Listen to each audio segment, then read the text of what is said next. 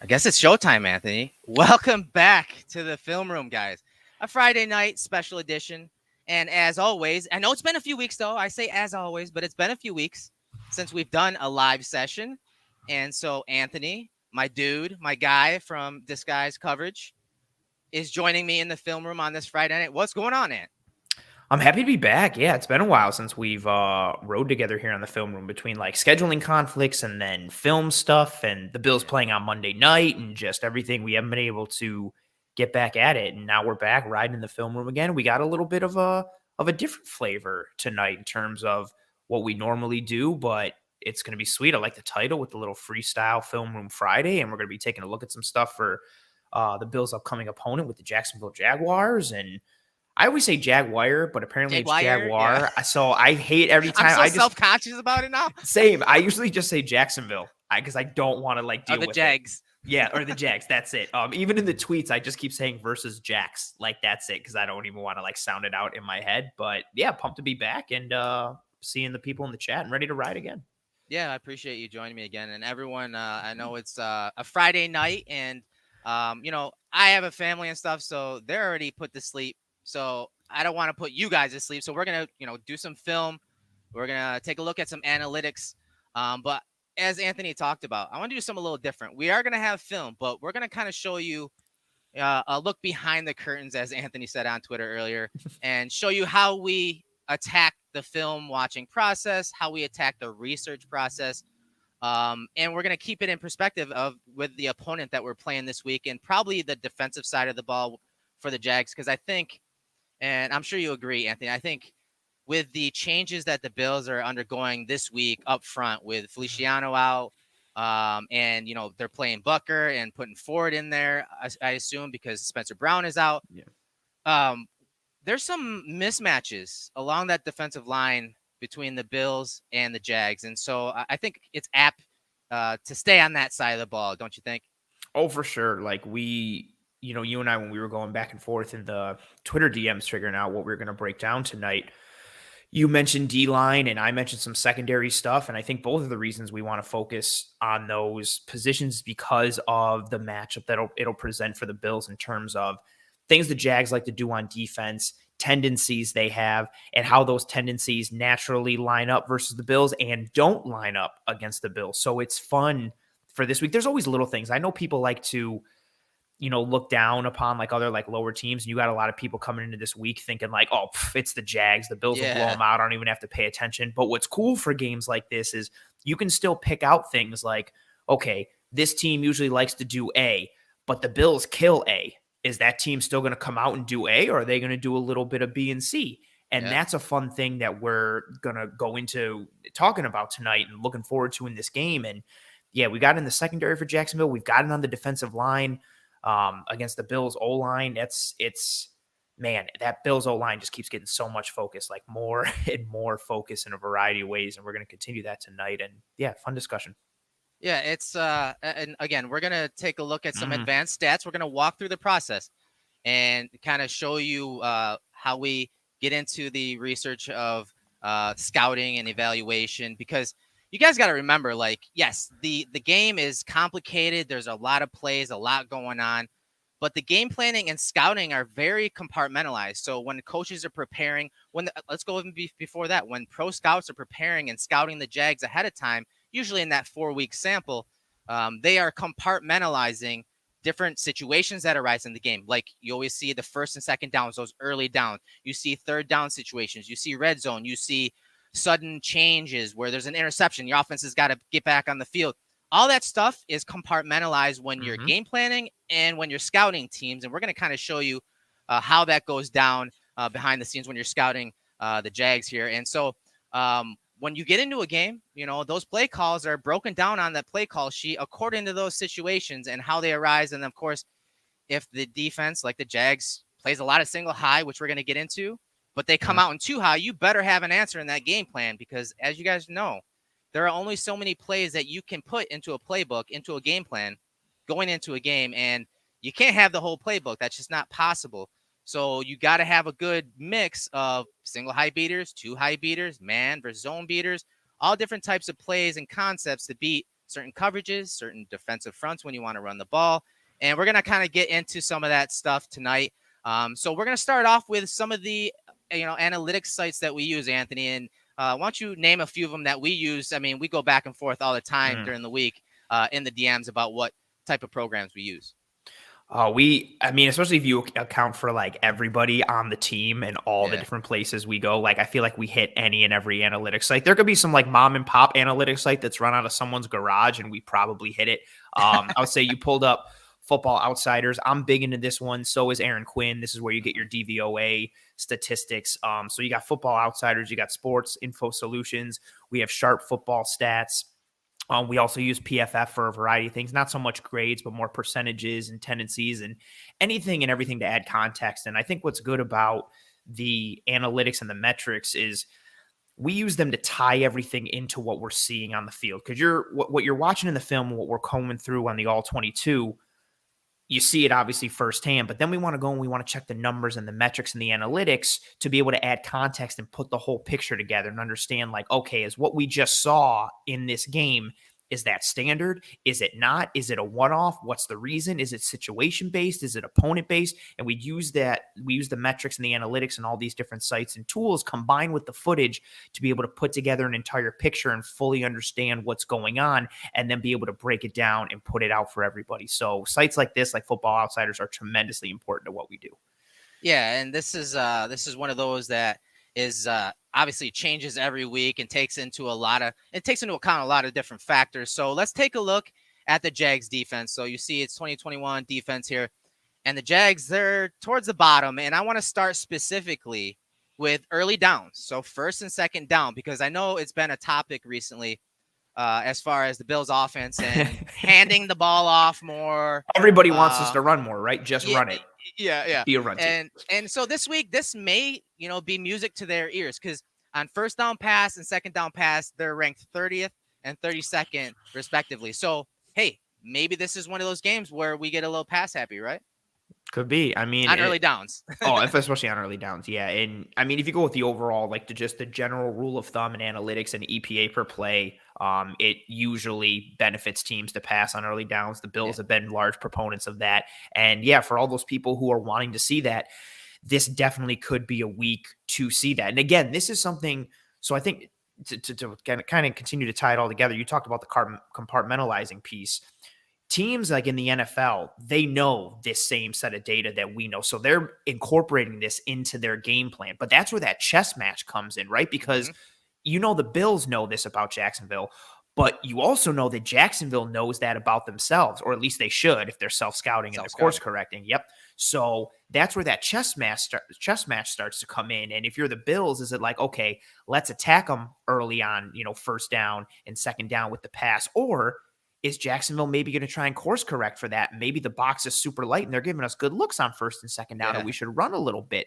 Either way, I think it's an advantage to the Bills, because I think, offense dictates the flow. If you execute on offense and do what you want to do, it's so hard to be stopped in today's NFL. But that's a very interesting stat right to lead off with, because again, it plays into the hand of the Bills, and it's a matchup nightmare for Jacksonville. Yeah, it's all about personnel groupings. It's all about, again, film study and, what changes or different looks they are getting in the game. And so, maybe, as you said, maybe they come out, and even though they are a certain type of team in coverage, whether it's one or two high, maybe they come out and show the opposite. Well, that's up to the staff to adjust those first couple of drives. And like a lot of people are like, it took about a half last week against Miami to adjust. No, those changes happened at the top of the second quarter, where they noticed they were getting those zero pressures and those zero looks. And they said, you know what? We can't do that if we can't run the ball for sure, but let's get the ball on the perimeter. They ran 2 straight screens at the top of the second quarter. So adjusting drive to drive, it wasn't at the half. It was actually the top of the second quarter. So I bring this up because, again, if you look at the DVOA by quarters, by half, look at the Bills. Okay, in the first quarter, usually teams have adjusted. The teams this year have adjusted, because if you look last year at Brian Daboll's offense, where they were in the first quarter and the first half overall, they were much better. They were 8th in the first quarter. And if you look in the first half, they were really good. They were 3rd. So teams, and if you look in the second half, they were 9th. So they went 3-9, first half, second half, if you look at that. But this year, teams have adjusted. Mhm. They have an idea what Dable wants to do with those weapons, and that's the NFL, right? And so if you look at what they do now is, hey, they're 18th in the first quarter. They are 17th in the first half, but look at the second half. Those adjustments come through, and more times than not, they start to pull away when you look at the DVOA from the Buffalo offense. That's such a tremendous stat and an advanced metric because it paints that picture of what's going on. Yes. And I love, again, I want to tie it back to that chess match, right? You come in and you prep all week, you install, you put your game plan in, all based on what you want to do, but also what you think your opponent is going to do defensively, offensively.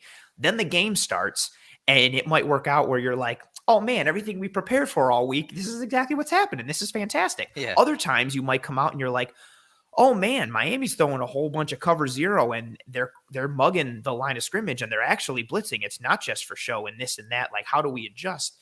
And when you get those things, when you get punched, can you counter punch? And I love seeing this because you literally, it's such a linear progression. 18th in the first quarter, 17th in the second, 13th in the third. And then you see the improvement there in the fourth going all the way to second. That shows you the progression, drive to drive, quarter to quarter, almost play to play, which is how you need to win in the NFL because no one's game plan is perfect coming into any game. You might have guessed correctly or you might be off. Because again, that's also part of it too. Like, I feel like people just expect like, oh, well, how come we didn't come out and just destroy this team? You got other professionals who are really great at their job on the other side, both on the field and off the field. That's where that chess match always comes in. You got to be able to counter. You got to be able to jab in addition to throwing haymakers. That's a beautiful piece there for the Bills and really shines a light on how they are able to adjust in game and get stronger as the game goes along. Yeah, and the other, part to that is, yes, make those changes, but sometimes maybe those changes aren't needed as early as, halftime. Fair. Maybe there's, like Josh said, they were inches away. If Josh completes that first drive, if he completes that pass where he's rolling to his right, the digs, that drive could be totally different. There were plays where they were inches away. He had that deep one to Manny Sands where Byron Jones just gets a finger on it and deflects it. Oh yeah, inches. And so maybe those changes, maybe the staff was like, oh, we were so close on those. Like, let's stick to the game plan. And I felt like, you got to remember the Bills didn't have the ball for all that much in the first quarter anyways. But like I said, those changes actually took place in the second quarter where they started moving the ball, but they were still just mere inches away from blowing some plays up and again, moving the ball and scoring points. But sometimes the staff is like, no, let's just stick to the script, right? Stick to the script. And eventually we're going to pull away. Eventually the ball is going to bounce our way, especially when you're playing a team like the Dolphins where they're a divisional rival. They know you pretty well. They know what pass protections you run. Like, you don't want to just make all these changes and really get ahead of yourself. You have to time changes and adjustments really, really well because you could just be overthinking it when you're really just a couple plays, a couple inches away. And I felt like for most of the first half, the Bills were when it came to that. So let's move on from the DVOA stuff and let's go to another website that we use really frequently. And let's talk about the Sports Info Solutions website, as specifically their tendency application, brother. I go so deep into SIS on like a weekly basis. Like, I feel like I should pay rent there for just, there's so many. We do. We do. We do pay rent. What's awesome with this site is both the tendency page and then the regular hub, you can just go so far down the rabbit hole and you got it highlighted right there, with the one high shell and the two high shell. I just love being able to see, I'm big into tendencies. I know you are as well. We love being able to put that piece together and that picture together. And what's great about this tool is it shows you these tendencies for meaningful things, like showing you tendency for one high shell and two high shell, both in terms of the snaps and then both in terms of that usage rate. And then the filters at the top are something that we go into. If you want to see the entire season up until this point, cool. If you want to just see weeks 4 through 6, cool. If you want to see with certain personnel, certain down and distance, you can filter so much. And this is a big thing we do in addition to the film study to start to put that total picture together. Because it's not just like, oh, well, this team blitzed a lot this week. They probably always blitz a lot. And we can easily be like, nope, this is their blitz percentage actually. Or nope, they actually do this, yada, yada, back and forth. And I love this tendency page when we first found it, and then like I feel This like is the first everything year is they've just done it. Yeah, yeah. this is great. I remember seeing it, and I was like, "Yo, have you seen this tendency page?" And you were You like, know, "Tendency page," and yeah. we've just been living in it. So what we used to have to do is we would have to go into their regular hub, which is, trust me, it's well worth it. It's like a Pro Football Focus meets like a coaching application like Huddle, Yeah. where you can, again, you can filter different things by coverage, not just by players, but by coverage, by situations. As I have highlighted here, these are just the third down situations against the Jags defense. These are the 1 high, 2 high shell. These are the tendencies on third down, and you can even whittle that down even more to 3rd and 7 and 10, 3rd and long, 3rd and medium, 3rd and short. So there are some cool things you can do when you start to find tendencies on this team. And so, like we've talked about already, and when you talk about 1 high shells, the Jags, especially on third down, they are a high percentage 1 high team on third down. And I'll go ahead and bring it back up to just all downs, first 3 downs, and you can see their usage rank is 8th. 203 snaps are in 1 high. So that to us, haven't seen how defenses are defending the Bills this year with 2 high shells. I mean, you hear teams doing that against the Chiefs and Mahomes. You hear that with the Cardinals, and the Bills. Those are the 3 top teams that probably see. I know there are other teams that do see a lot of 2 high shells, but we're so used to seeing and hearing about that. Now you heard it on, was that Monday night game?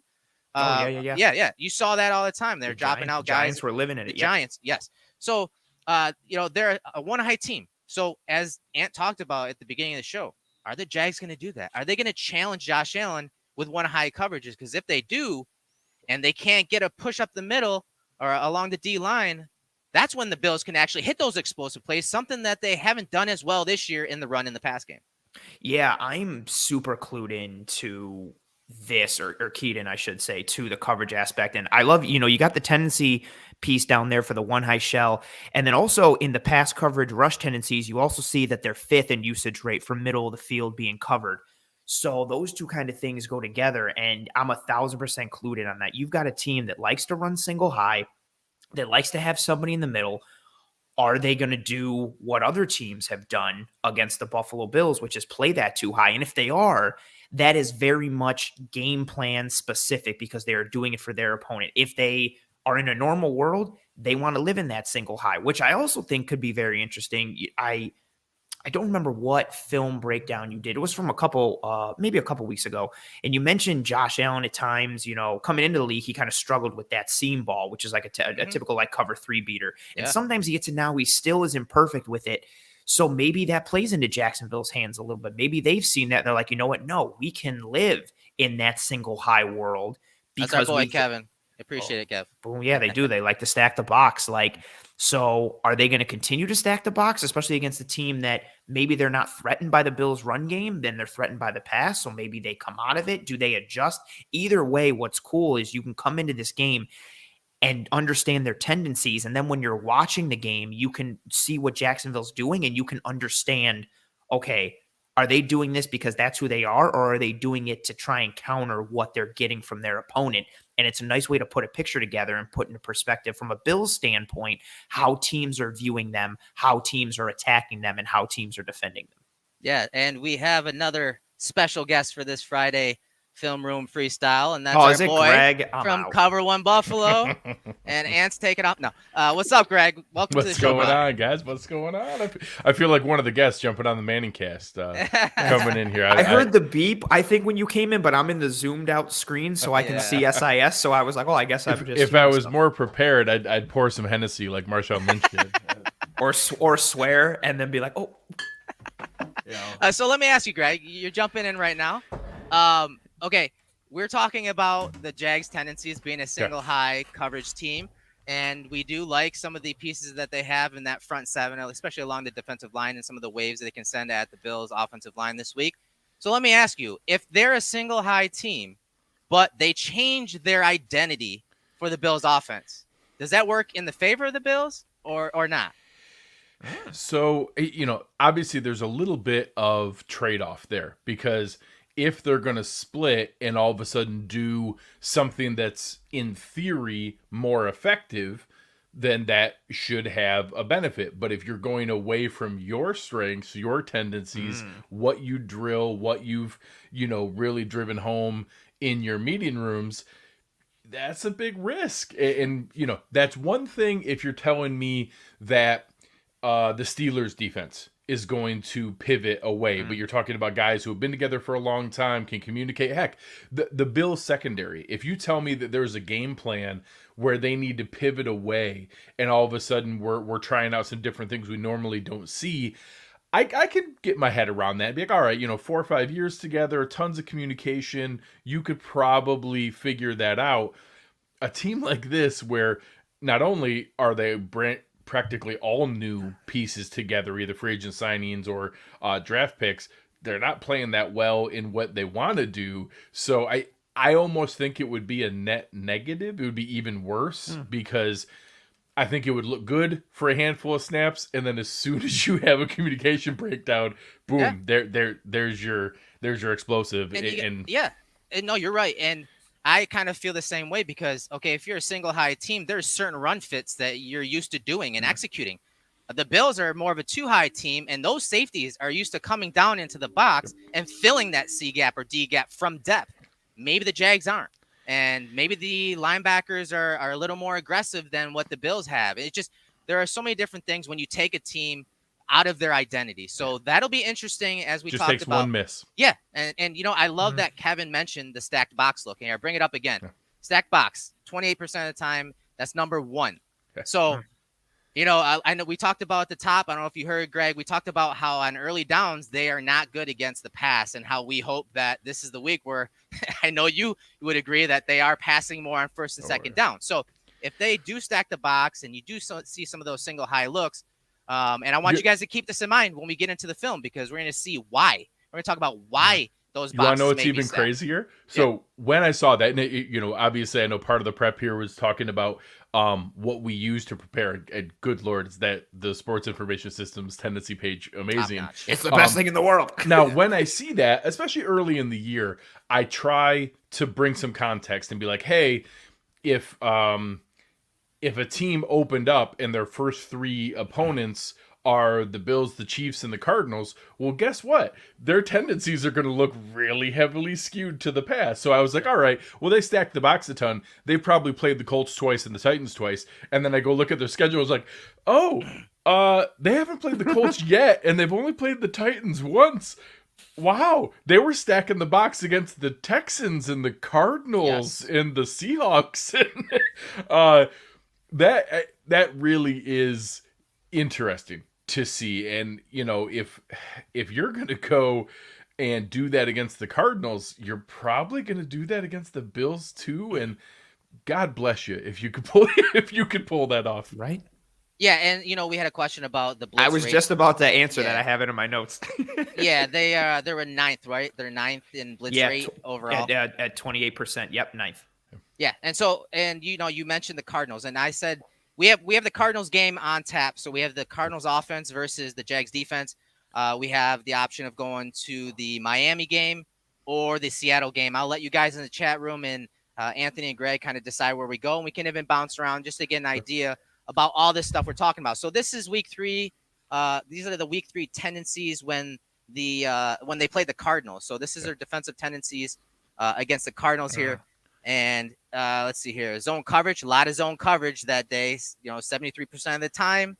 And if you look at which is expected. But I mean, if you look at the 2-high show, I mean, it's still it's 50-50 pretty much. It's a coin flip. So it'll be interesting to see what they do against the Bills offense. And I think those two offenses, the Cardinals and the Bills, are very, very similar in a lot of ways. A lot of air raid, a lot of obviously having a mobile quarterback.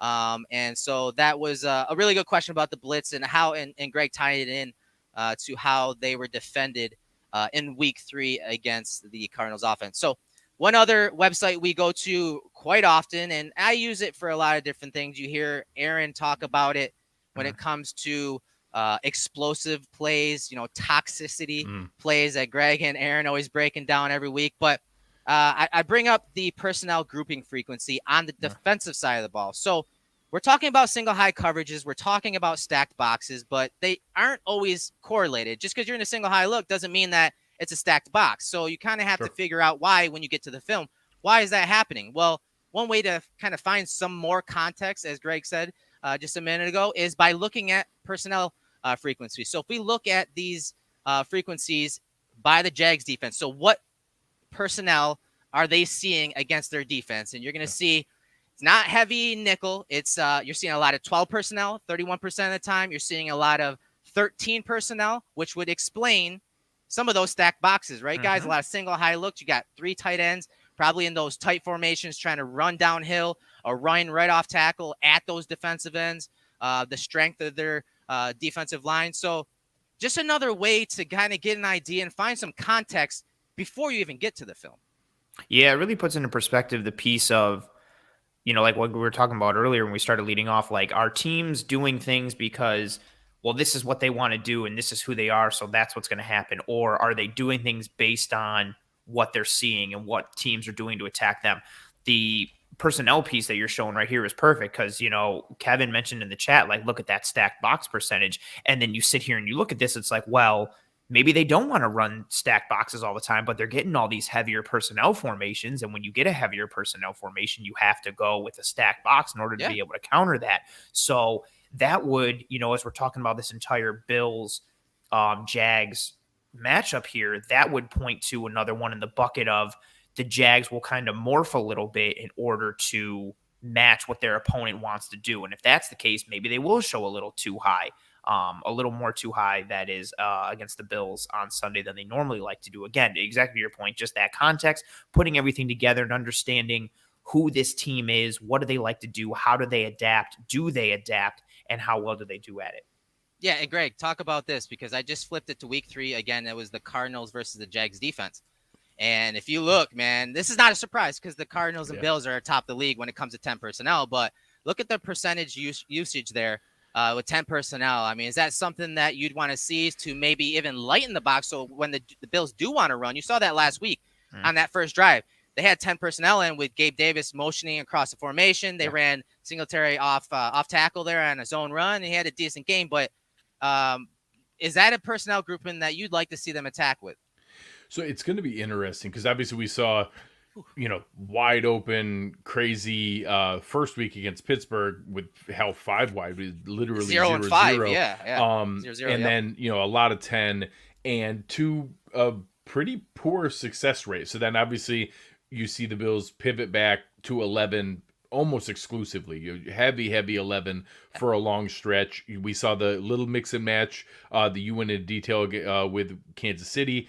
And now all of a sudden, I think intelligently, you lose Dawson Knox. So you don't want to necessarily lean into strategy over talent. It's always good to have a healthy blend. But now when you have a combination where obviously a team that wants to stack the box, wants to stay in that kind of grouping, you can force their hand. And, honestly, you're choosing, do we want heavy Gabe Davis or heavy Tommy Sweeney? And it's not either or. You're not saying never Tommy Sweeney, but that, hey, while we're trying to survive this stretch without Dawson Knox, we also could probably lean in. And this kind of percentage makes sense to me where we're not talking about becoming a 70% 10 personnel team, but they went 25% of the time. You can see even in the background, you look at the rest of the teams there, most teams run it a couple times a game. You're talking like 2-minute drill, Hail Mary stuff, like a handful of snaps a game.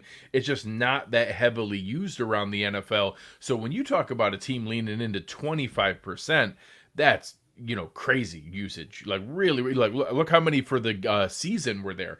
You had, most of the teams, 2/3 of the teams in the NFL hadn't run it 16 snaps all year.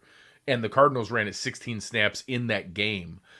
So it's something where I anticipate something similar. I don't think all of a sudden we're going to see a crazy amount of it, but I do think that we will see a healthy amount of it. And if we get that north of 20%, that's huge in comparison to most teams. Yeah, and so let's pivot to the last site we use, obviously.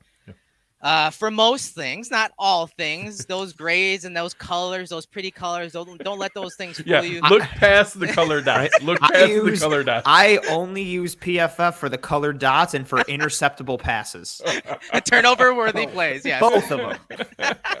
So we got a question from Jason. It's a good question because it really kind of, okay, you got some of the top-down stats and advanced analytics of, tendencies and how they're going to game plan. Well, then he's just asking, how's their talent? How's Josh Allen doing? Well, Bright spot. as you can see, the top two guys on their defense, when you're looking at pressures here, are Josh Allen and Dwayne Smoot. And if you guys didn't get a chance to see some of their film, I have some on the Cover One YouTube channel. You can check out after a quick 2 minute, 15-second breakdown on those two.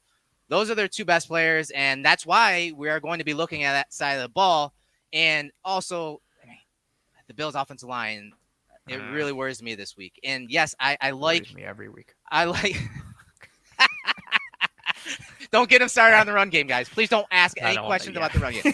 No, Dawkins not so much, but he has still had his moments. And, and you talk about Darrell Williams on the right side. He has really good pass blocking efficiency and whatnot. But we're talking about some super athletic guys, and we saw, Greg, you talked about week one. And those edge guys and the Steelers, whether it was Ingram, Watt, Highsmith, those guys did really well against the Bills' offensive line, even along the edge. Yeah, and now the combination. So you look at from a team standpoint, I love Sports Info Systems. You get the tendencies, you get the overall. Obviously Warren Sharp's system is fantastic. Anthony, huge John Feliciano fan. Yes. Love him. The only thing I love more than John Feliciano at left guard is John Feliciano at right. But I will say we try to be even-handed about Pro Football Focus. We give them a lot of crap about the grades and about how subjective it is. And I've gone through and done the math and showed people how rough the estimates are of what they put together here. However, they have some really good stuff. So you look at Josh Allen and Dwayne Smoot there. You add in from a pass rushing standpoint, those are far and away their top. Add in Josh Allen with 16 more run stops. So when you talk about run stops on here, you're talking about when you flip around the opposite of success rate. When you look at success rate stats and did they gain either convert for a first down on third and fourth down or get half the needed yardage on first or second down. Well, if you make a tackle that stops that from happening, that's a run stop. So all of a sudden, now you take that kind of thing into account. You're talking about a really well-rounded pass rusher. When you have a guy that's playing, and Josh Allen has 25 pressures, 16 hurries, 4 quarterback hits, 5 sacks, but then you're adding in 16 more run stops, which is a number you'd normally see from like a linebacker or someone like that. That's a heck of a season when you look at that. He's a legit talent. I love the run stop metric because it's so good at tackles are good in general. But if someone's got like 150 tackles, but a majority of them are coming when someone's like 7 or 8 yards downfield, it's like, well, you're still making the tackle, but like, are you impacting the game? Are you kind of making those explosive plays for the defense? And that run stop piece, Greg, you mentioned it. You get credit with a stop on on a first down if the offense gets 45% or less to a first down, second down 60 or less, and then third and fourth if they don't get a first down. It's just such a great metric because, again, the context. How are you making your tackles? What kind of plays are you making? This is an area where I really wanted to see Tremaine Edmonds improve this year because he would make tackles, but a lot of it, if it was more downfield, it's nice, but give me those explosive plays on defense and putting that together for Josh Allen, the other Josh Allen. I love also that we can do that now because back when the Jags took him, everybody was like, the Jags got the better Josh Allen. What's up now? Well, and the crazy part is that they hit on their pick. Like he's been a really nice player. Like he's been a legit player. It's just he ain't the real one. No, he ain't the Josh Allen. Right? Fake sting. Fake sting. All right, so let's transition. That was kind of how we go through the research process. Sometimes depending on how much time you have, sometimes I do this at the same time where I have the film up, I'm watching film, and I'll watch like a quarter and be like, hold on. I'm seeing a lot of this, whether it's single high coverage, 2 high coverages, simulated pressures. Like I see something or a player standing out like Josh Allen or Dwayne Smoot. Yeah. Like then I'd be like, hold on. This guy's flashing. Let me see how his season's going because it's just too hard with how in depth we are with the Bills on both sides of the ball. that, you're not able to watch every game of other players during, Sunday broadcasts or whatnot. So, well, when I prep for like when we're going to bring a guest yeah. on for the preview show, I'll almost do the opposite because I won't have time to watch everybody on every snap for a game. So I'll look at the extremes. Who's playing really well, who's playing poorly. And then when I go to watch it, I'll watch for those guys to be like, all right, is that checking out? Is that, oh God, yeah, that's ugly. And go through. And that way then I'm prepped when I go to ask the questions and be like, hey, so here a good example for the Jags when we had James Johnson on for Wednesday night, did a great job, was really exciting. And I told them, I'm like, hey, I was actually a pretty big fan of some of the guys they brought in. I really, obviously people know the name Miles Jack and they go through and you look at some of the pieces there. And I was excited about the Rayshon Jenkins was the guy I was interested Love in. him. And looking at those, there's some of the pieces there where I've been kind of surprised they haven't work together the way that I expected, and that's how I kind of prepare for that versus, hey, people don't know the name Dwayne Smoot, like that's not a name that a lot of people know. That's how I try to prep and give them questions to talk about players that people may not be ready for or may not know as well, and then can talk about it in the game. Yeah, and I love this part. Now we're getting into the film, and we always get these questions because everyone knows that we watch a lot of film, we study a lot of tendencies, as you just saw us run through. But I love this part of the process because people ask all the time, hey, what are you looking for? And it's kind of a loaded question because you're looking at a lot of different things. You're drawing not just from those stats we went over, but you're also drawing from experience. Again, whether you play it or not, what type of reading and background you have in this game. And so there are a lot of different things going on when you're watching it from the broadcast. Again, this is the All-22, so you're going to be looking at it differently. Your eyes are going to be in different places when you're watching All-22 versus the broadcast because you only have a sliver of the field and a chunk of the players there. So let me ask you, Ant. You watch a lot of film, and we're always going back and forth. What are some things when a play starts? What are some things that you look for on either side of the ball, whether it's alignments, coverages, formations? What are some of the things that pop out to you when you're watching film so that people can kind of learn how to watch film like we do? I look to see whose jersey looks the best. Like, did anyone steam their jersey? How many stains does it Sound like have? my wife. Who's putting a lot of effort into their appearance? Because you know what? If you look good, you play good, and that's all I look crisp. That is a crisp. Look at so you look at Kaiir Murray. He's got a pressed jersey. You can tell he cares about his appearance. He values his performance. Honestly, it's a lot. And Erik, you mentioned some of them. I'm looking at down and distance. I'm looking at the front on the defensive line. Is it an over? Is it an under? Where are their defensive tackles shaded? I'm looking at linebacker alignment. I'm looking at safeties, where they are pre-snap versus where they are post-snap. I'm huge into coverage nonstop. So are they showing a too high shell pre-snap, and are they staying in it post-snap? Like, here's a good one, right? Like, you see the safety start to creep down into the box and change. I love teams that are trying to keep offenses What do you off call balance. this? What do you call this? I can't see it. What do It you froze call on me. All right, so here it is. It's a 5-man pressure, right? But it's a zone pressure. I'm not seeing it. It's freezing for me. I'm sorry. That's all right. I'm frozen on the ahead. safety coming down to the box. Yeah. No, it's just a 5-man pressure, but it's zone coverage on the back end. So it's just a zone pressure there. And they're trying to get him on that, that short yardage type play. Go ahead, keep going. Oh, sorry. I saw the completion of maximum at the end. So now I jumped out of it and went back in. What kind of fronts are they showing? What coverage are they dropping into man? Are they staying in zone? What are they showing pre-snap versus the execution post-snap? The personnel, are they in nickel? Are they in heavier alignments? Literally almost like everything and everything. What's the offense doing on the other side of the ball? Like, so are they in nickel because their nickel is their base, or are they in nickel because the offense is in 11 personnel or they're in 10 personnel, something like that? So literally like a lot of things. That's why film study takes a gajillion amount of, effort and time. Yeah. And here's an example here. Like, look at, on this, they show single high, and then they stick to it. The safety comes down. They're running more of that like cover 3 type of look. And you see Christian Kirk just get open in the middle of the field almost right away. That's also a thing too, right? When as soon as we go for the snap here, I look to see what the corners are doing. Are they in man? Are they in zone? Do they turn towards the quarterback, or do they turn away and face the receiver and give their back? So I see the corners giving their front to the quarterback. It looks like zone. It's just a huge space in between the linebackers and the safety. And so I'm looking at that thinking like, who missed their depth. Are they in their right depth? Is it just good execution by the Cardinals? And then I'm going to replay the hell out of this or play is it over because and over. Wingard dropped 35 yards? That's what I'm looking. I'm looking right here now at the safety, and I'm like, why is he like? I get it. Like Christian Kirk is fast and they can threaten, but like I'm thinking that I'm like, okay, his drop is way too deep. That's way too easy of a completion.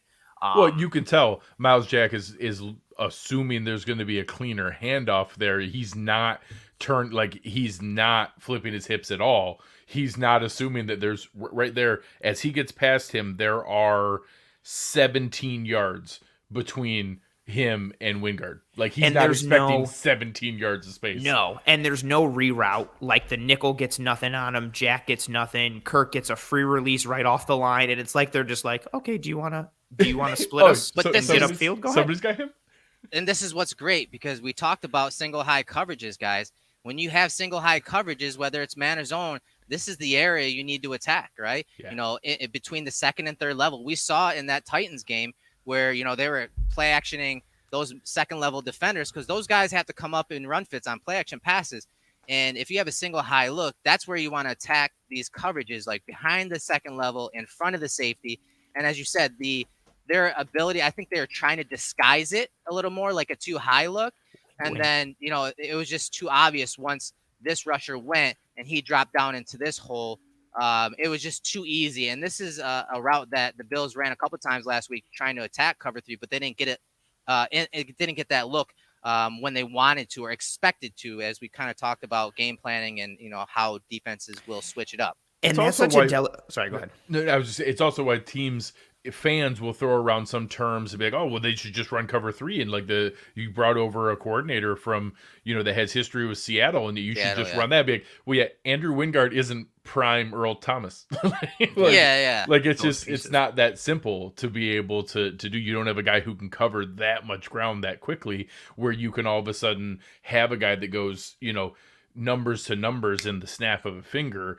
It's really easy to throw those things around when you don't have somebody who's just that elite of an athlete. I love that piece. And well, how come we don't just run cover 3 like, especially at that time when everybody was doing it? Why don't we run cover 3 like Seattle? Because you don't have prime KJ Wright and Bobby Wagner and Cam Chancellor and Earl Thomas and all these guys. You don't have that defense. The play before that you mentioned with them showing that too high look and then going down into single, that's also such a delicate balance too, right? If you're trying to disguise coverage. Oh, there it is. Won't be the last time either, guys. He's going to plug it several times. I can't not say it when we're talking about this. Like, I can't not do it. When you're doing that, when do you start to show that? Because if you show it too early pre-snap, ideally you want to time it so you can confuse that quarterback. But if you show it just a bit too early, every little bit helps the quarterback identify. So you have such a delicate balance and so much fidelity and so much of that mental chess match that you have going on. Because if you show it too early and you flash too much, or you flash too late and you don't get to your responsibility, nobody's winning. Yeah, and I love this play. You see Rondale Moore kind of motion into the backfield for a little eye candy. So maybe the Bills do this a little bit with McKenzie, right? Watch what this eye candy and misdirection does to Miles Jack right here. It does not allow him to fill into this run fit. And so now the Cardinals have, again, it's not a big play, but they have a hat on a hat play side. And now Jack, he has to fill from just a little bit further out wide. Again, makes a tackle, but that's getting positive yardage and using misdirection. Didn't make first contact until about 4 yards, 4 yards downfield. At least, yeah. Yep. You got a tight end leading it up to the hole. He's pulling around, gets on a DB. Jack has to come down. And that's also like not a good, even if Jack gets over there and makes the stick, he's not in position to stop that for like even a decent gain. Connor's going to put his shoulder down. Jack's going to make the tackle. Connor's going to fall forward. That is it's contact at 4 yards, 7 yard gain. Yep. And is going to put that shoulder down. Like that's an easy win. I would kill for this kind of execution. And I mean, that's an old school concept too. It's a little counter trade, but it has that modern spread twist with a little, eye candy with Rondale Moore there. And so, maybe the Jags, have 8 guys in the box, 7 or 8 guys in the box. Well, you can see how some formations can help you get a hat on a hat, use a little eye candy, and you still get a hat on a hat and 4 yards on that play with Connor. So that's something that you guys need to keep in mind when you're actually watching this too. A nice little play action pass out wide there to, I believe that was that Christian Kirk Kirk. for a first down there. So again, Yeah, red you're zone here. 1st and 2 with the Cardinals here at the ball on this 2-yard line. So what's your thoughts on the red zone this year, Greg? What are your issues with the red God. zone offense this year? It's been It's nothing but noises. You're like, Oh, God. Yeah. well, so it's one of the tougher ones because it's also there's plenty of stuff that I've been frustrated with or questioning at least some of the pieces for Brian Dable and be like, hey, what's he leaning into here? What's he setting up later on? Trying to find reasons to be like, hey, that's not what I think that we should be running, but we are. The red zone is actually, for me, it's been probably more on the player side. There's been pieces where, some of it's, I don't know if you want to say fluky, but there's some pieces of it where, whether it's drops, whether it's not seeing things, whether it's the offensive line not giving Josh time to see guys breaking open, where the play call's legit and we're in spots to be able to convert and to be able to take advantage of it, but then all of a sudden we don't have time. It's or there's two immediately, like Stephon Diggs over on the right side sits down, Josh comes inside a little bit. Diggs weight is leaning the other way. Too. Yeah. Sanders the exact same thing. Sanders sits down, his leverage and weight's leaning one way, Josh goes the other, he can't pivot back to get it. Those are 2 touchdowns. Those are easy touchdowns. They're both, we walk away with a field goal. People are frustrated. Most fans are screaming, "Oh, what's wrong with Dable? What's wrong with?" No, it was just it's a game of inches. Dude's messed up. Those pieces where, hey, I don't know how much of that was, on Josh not reading it, on Diggs or Sanders not reading the coverage. Why weren't they on the same page? I don't know that piece, but for me, I've noticed more of those, and it's, again, we're still scoring 32 points a game. Yeah, we're that's still crazy. scoring a ton. There's so many red zone opportunities that people are mad there's not even more points, but it's, there's still plenty of conversions and points being scored. But I've had a mix of it where I've seen as much frustration with the lack of execution as I have with, still sometimes maybe getting a little cute with the play calls. What are your thoughts on the red zone offense? Oh, that was a nice little bootleg right there, huh? Yeah, I remember this came on Red Zone when he scored, and then watched him. I was say yeah, and then he goes down to the pose there in the end zone, which I think is a pretty sweet celebration. The Red Zone offense has been somewhat frustrating. I have it from, last year they were 12th in the league at a 61% touchdown percentage in the red zone. Green Bay was first with an ungodly year at I think 76%. Level. Yeah, their red zone offense like was Tennessee the year before. Adams. Tennessee had one of those runs where just every time they got in the red zone, it was a touchdown. Just so you knew there would be some regression there for them. But the Bills finished 12th.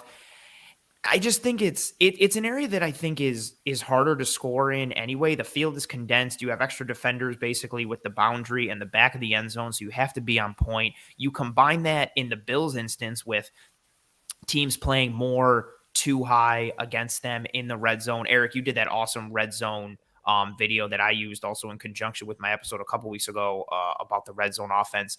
We're seeing 24% of the plays in the red zone have been RPOs. Yeah. And so when you're in that RPO, literally reading like run pass option, that Josh Allen is following what he's taught, which is like if the defense doesn't, if his read doesn't come down, okay, I hand the ball off. And the Bills were doing that, and the defense was dictating to the Bills what they wanted them to do, which was, that's fine. Take the ball out of Josh Allen's hands. We'll live and die with you giving it to Devin Singletary and giving it to Zach Moss. And the Bills weren't hitting those runs like that. Teams were coming up. They were filling decently. The Bills weren't taking advantage of the light box in the red zone. So I think it's a whole bunch of things. I think that's what's most frustrating for me is it's not a simplistic thing. It's not like it's where all my sounds came from. Yes. Like it's not, it is very, like it's not just, Dable, the run, Josh, like it's been a whole bunch of little things here and there, and they all add up to a big picture. And again, it's not the red zone struggles. When I did that red zone episode a couple weeks ago, the Bills were scoring at a touchdown percentage of 55%, which is only 6% off of last year when they were one of the best offenses in the league and set franchise records, and nobody thought anything about anything. So they're not too far off what they were last year. I think maybe that's just who they are in the red zone with how their concepts work and how defenses are starting to play them now. But It's definitely not a cause for concern, but when you get in the red zone, you have to get 6. Plenty of teams will have lost because they got 3 when they could have got 6. And I mean, it happened against Tennessee. I'll always think back to the playoff game against the Texans. It happened in reverse for us this year against Kansas City. They got 3, we got 6. Yeah. And there it is. Yeah, no doubt about it, man. And we're going to take a look at this backed up situation. This is not the red zone anymore, but this is what they call backed up. It's usually, 5 yards and in your end zone. But we want to say farewell to Greg Thompson for joining us in this film room. But no, I couldn't not jump on and be able to say hi to everybody. I thought this was an awesome idea when Erik threw it out there to be able to come in and talk through kind of our prep process and everything that goes on. I thought that was a really cool idea. So I want to come in and say hello before I go back to my family. We appreciate it and enjoy the time with your family. But before you go, let everyone know where they can find you on social media and what day your shows are. Absolutely. Come find me at Greg Thompson. Always having a good time on Twitter and the Cover One Slack channel, having a good time there with that community that's been built. And then going through every Wednesday night, we're doing preview shows. Aaron and I having a different guest on from the upcoming opponent to break down what's expected in the game. And then live immediately afterwards with myself, Aaron Quinn, and now Anthony Prohaska joining us on the post-game show, having a great time going through, hopefully, another string of Buffalo Bills victories. Appreciate it, Greg, man. We'll do this again. And hopefully this weekend we get a dub and you guys will be in the post game and enjoying that W with all these fans. A lot of curses need to be broken. There's, Josh going on the Manning cast. That for some reason, apparently these uniforms are cursed. Wasn't aware of that. Oh, yeah, boy. They're all going to get broken. None of those things are happening this weekend. Exercise the demons. Yeah. All right. Later, homies. All right, Jimmy. See ya. Later. All right, brother. Let's get back to this. So, again, backed up situation, very difficult. But I wanted to hang on this play for a second because you got Allen over here and Smoot both in 2-point stances. And this is what scares me about this duo right here. Josh Allen, very athletic, uses his change of direction right here. And that's one thing with Deion Dawkins that he struggled with is those counter moves back inside. Josh Allen, it worries me on this play. And then Smoot, he's usually – he's got a bevy of moves, but he likes power as well and kind of collapses the pocket here. But Kyler Murray gets rid of it here and gets out of a jam on that play. But, yeah, no, it was fun talking football with Greg there. And we're going to go forward a little bit in this game. And that's one thing with the Cardinals. I haven't watched too many games of them this year, but some of their formations here, like look at this formation. This is 3rd and 1. And it's basically an inverted wishbone. So, again, they're in the gun, and they're running that inverted wishbone and a little spread offense, but some old school concepts to go with their air raid, type passing offense. It's a fun offense to watch. Yeah, Kingsbury, for a lot of the flack that he gets, has done a good job of being a bit creative and combining, like you said, like old school concepts mixed into like new versions and doing things to try and keep defenses off balance. But so much of it is predicated on Kaiir running. And so you have that threat and it does so well. But, as you highlight there, we see a stacked box. We see an 8-man, bare front nose at the 0 there, lined up, ready to stop the run. And so everything here screams like, well, you're going to get stuffed. But the Cardinals do a good job of trying to create something and give him misdirection. And everything is all based on, again, that threat of Kyler Murray.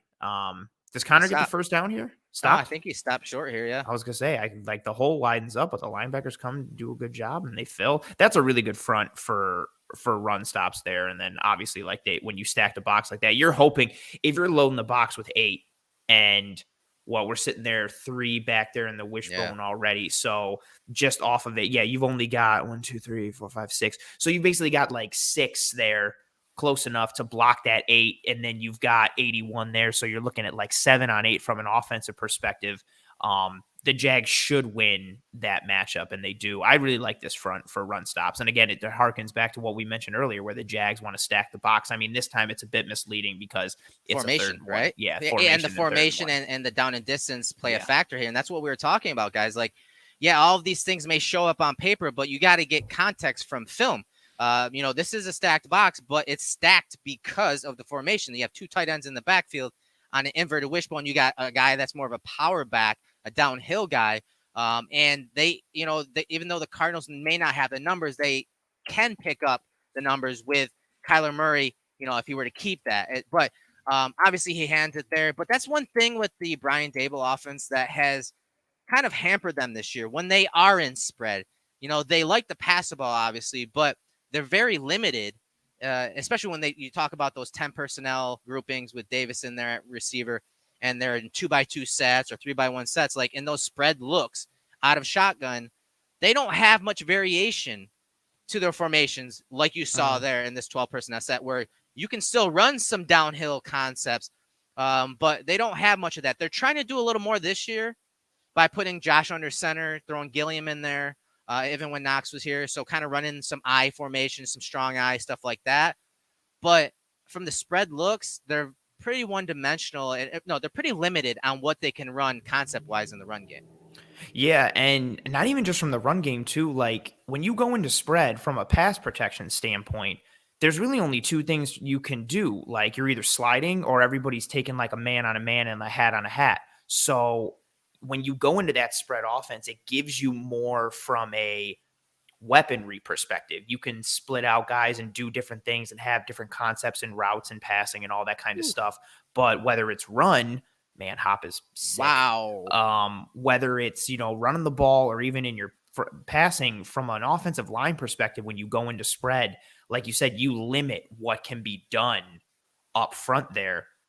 And man, it's nice to just be able to throw the ball to like superstars sometimes and just be like, oh crap, this play didn't work. That's okay. I'm just going to go be a superstar. Reverse field and get that first down for you. His injury has been so detrimental to the Cardinals offense. I don't want to say I feel like they've been like a bit of a paper tiger, but as soon as Kaiir can't do Kaiir things on the ground and Hop isn't Hop, they all of a sudden look, I don't want to say pedestrian because they still have bite to their offense, but they are a team that is not as varied and diverse in their attack as you would think. Oh, Kaiir gets flushed from the pocket and just does not have the time to see Christian Kirk coming over the middle. This hurts my heart for fantasy because I have Kaiir and Christian Kirk in some of my teams. And see, and this is one thing I noticed, and I pointed out in the film last week when the Dolphins did drop in their cover 3, and even the Titans the week before, the issues that we're having down the seam.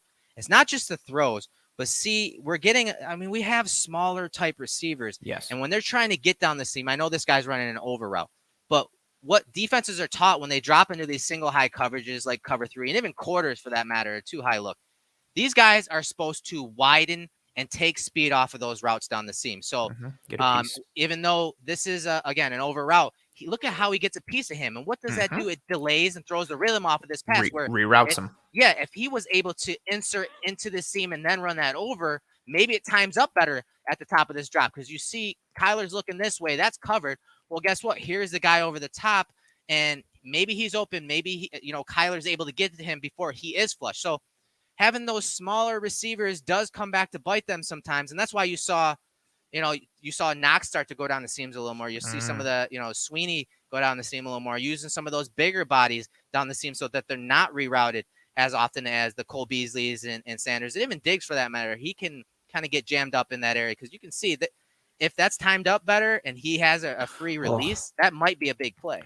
And even in that play too, like Kirk takes an outside release in that route and he plays right into the hand of the defender right in front of him, who's like, oh, cool, you want to go outside a little more? That's fine. I wanted to widen and push you outside anyway, so that's perfect.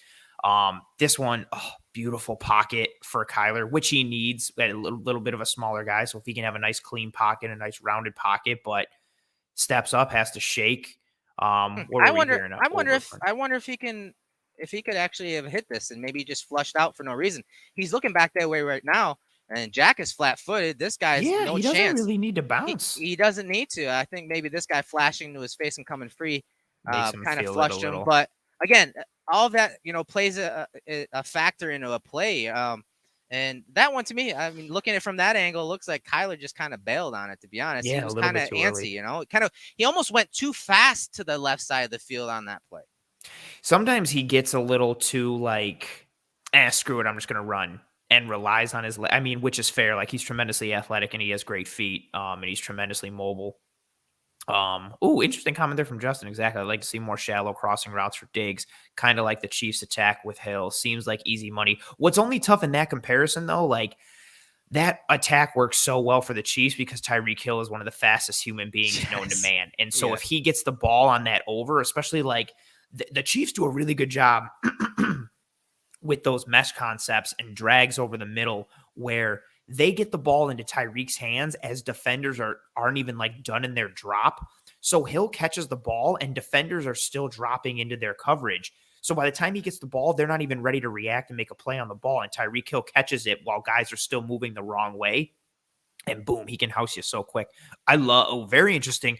This formation on formation is so interesting for me. You've got Max Williams, I believe, next to Kaiir, and then you've got the running back behind him. Mm-hmm. You've got a 3-man defensive line for the Jags, and they're showing 2 high shell.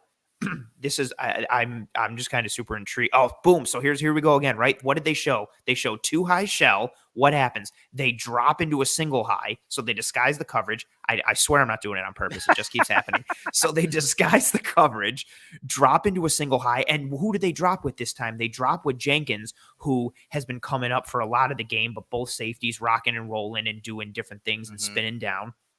And this one actually, to me, looking at we got man coverage down to the bottom of the screen. So they mixed it up a little bit. Like, what have we seen so far up into this point? Even when they've been rolling with a 2 high shell and dropping into single, we've seen a lot of zone from them.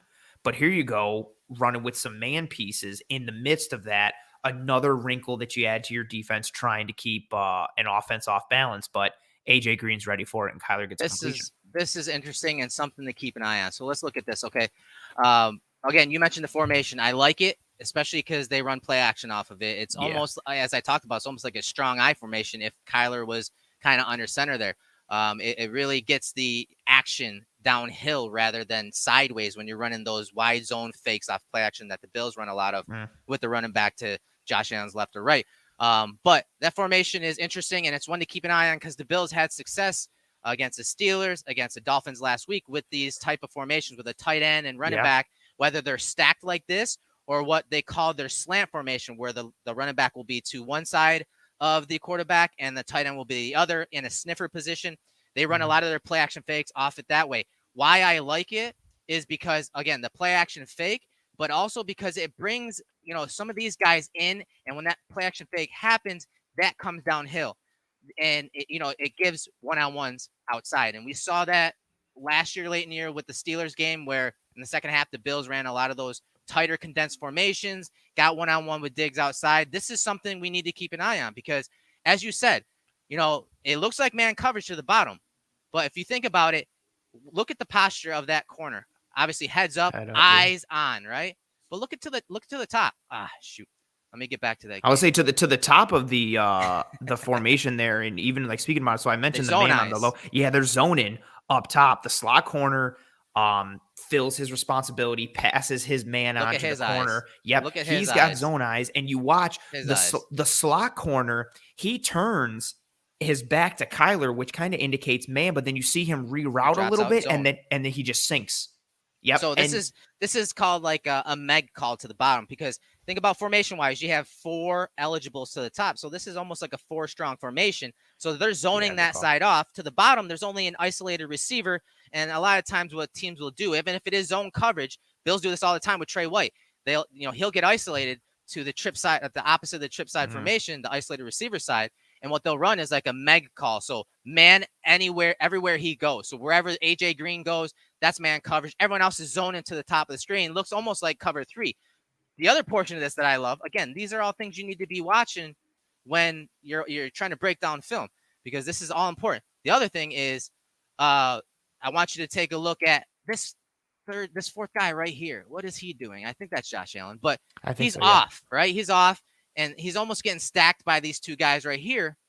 But my thing is, why is he off the line of scrimmage? Well, because he's playing against Kyler Murray. So they're trying to, rush with 3 and have him kind of be the add-on and not accounted for in pass protection, that initial pass protection, a pass call, and then kind of adding on. This is something to keep an eye on, especially, the broadcast a couple weeks ago made a big thing about flushing Josh Allen to his left rather than right. Whether that's true or not, I don't necessarily believe that's totally true, but they ran with that narrative and it's become a thing on social media. That's something to keep an eye on. Do they do something with this left side of the defensive line where they're flushing him this way, dropping him in the soft area, and then bringing him late so that they can flush Joshua's left and then have a Josh Allen or any of their other athletic defenders kind of clean up. Yeah, almost like a little bit of like a delayed rush or a spy action there. I would have been really interested to see if the running back doesn't stay in to block, if Josh Allen maybe does something different.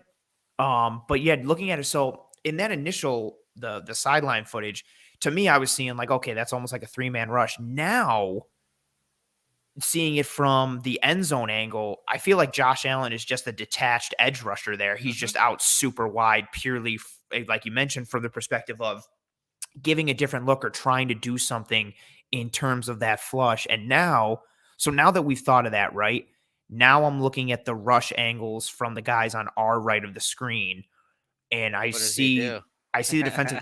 he loops inside. Stays on, yeah. And he's again, not- if this running back's not in off the play action fake or Edmonds isn't aware, think about Josh Allen. What do you think Josh is going to do? He's going to want to dip probably out this way, or even dip out this way. But if he dips out to the right here, you got Miles Jack too. That dangerous. was my thought. That was my thought. If he gets in, right? So because initially I was like, well, he dives inside. The angle he takes, Kyler's going to boot around to the right. But you see where Miles Jack is. I think Miles Jack is sinking into coverage here a little bit, but I also think he's functioning as a spy. So if Kyler rolls to the right, he's going with him. Yeah.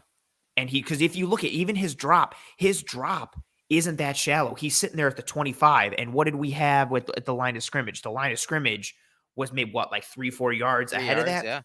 Yeah. So he's maybe like 3 yards into a drop. If anything, he comes up on this play action look and he stays. He doesn't regain depth. He doesn't sink. He stays. So this is a pretty creative call from Jacksonville.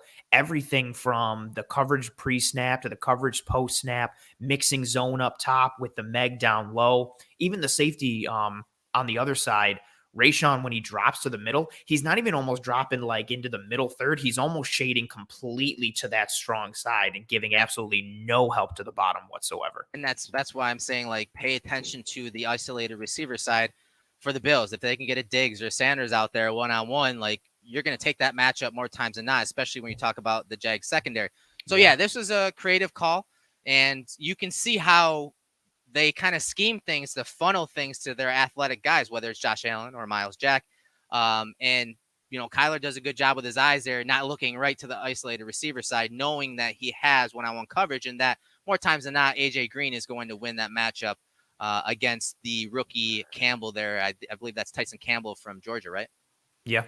Yep. So 3rd and 4th situation here. So these are the type of things that, like, when you're watching film, and as you guys can see, and I get complaints all the time, is like, hey, you're rewinding and playing it often, but that's what it takes. Like, if you look at my laptop, like, there are certain buttons that are worn the hell out, and usually it's a space bar, usually it's the arrow buttons, because when you're watching film, you're constantly doing that. Rewind, right? Slow motion, rewind, slow motion. Yeah, nonstop, because you have to you're trying to gain a full understanding of what everyone is doing. Oh, solid job. He gets blown up a little. Good job by Chase Edmonds sticking his nose on this A-gap blitz.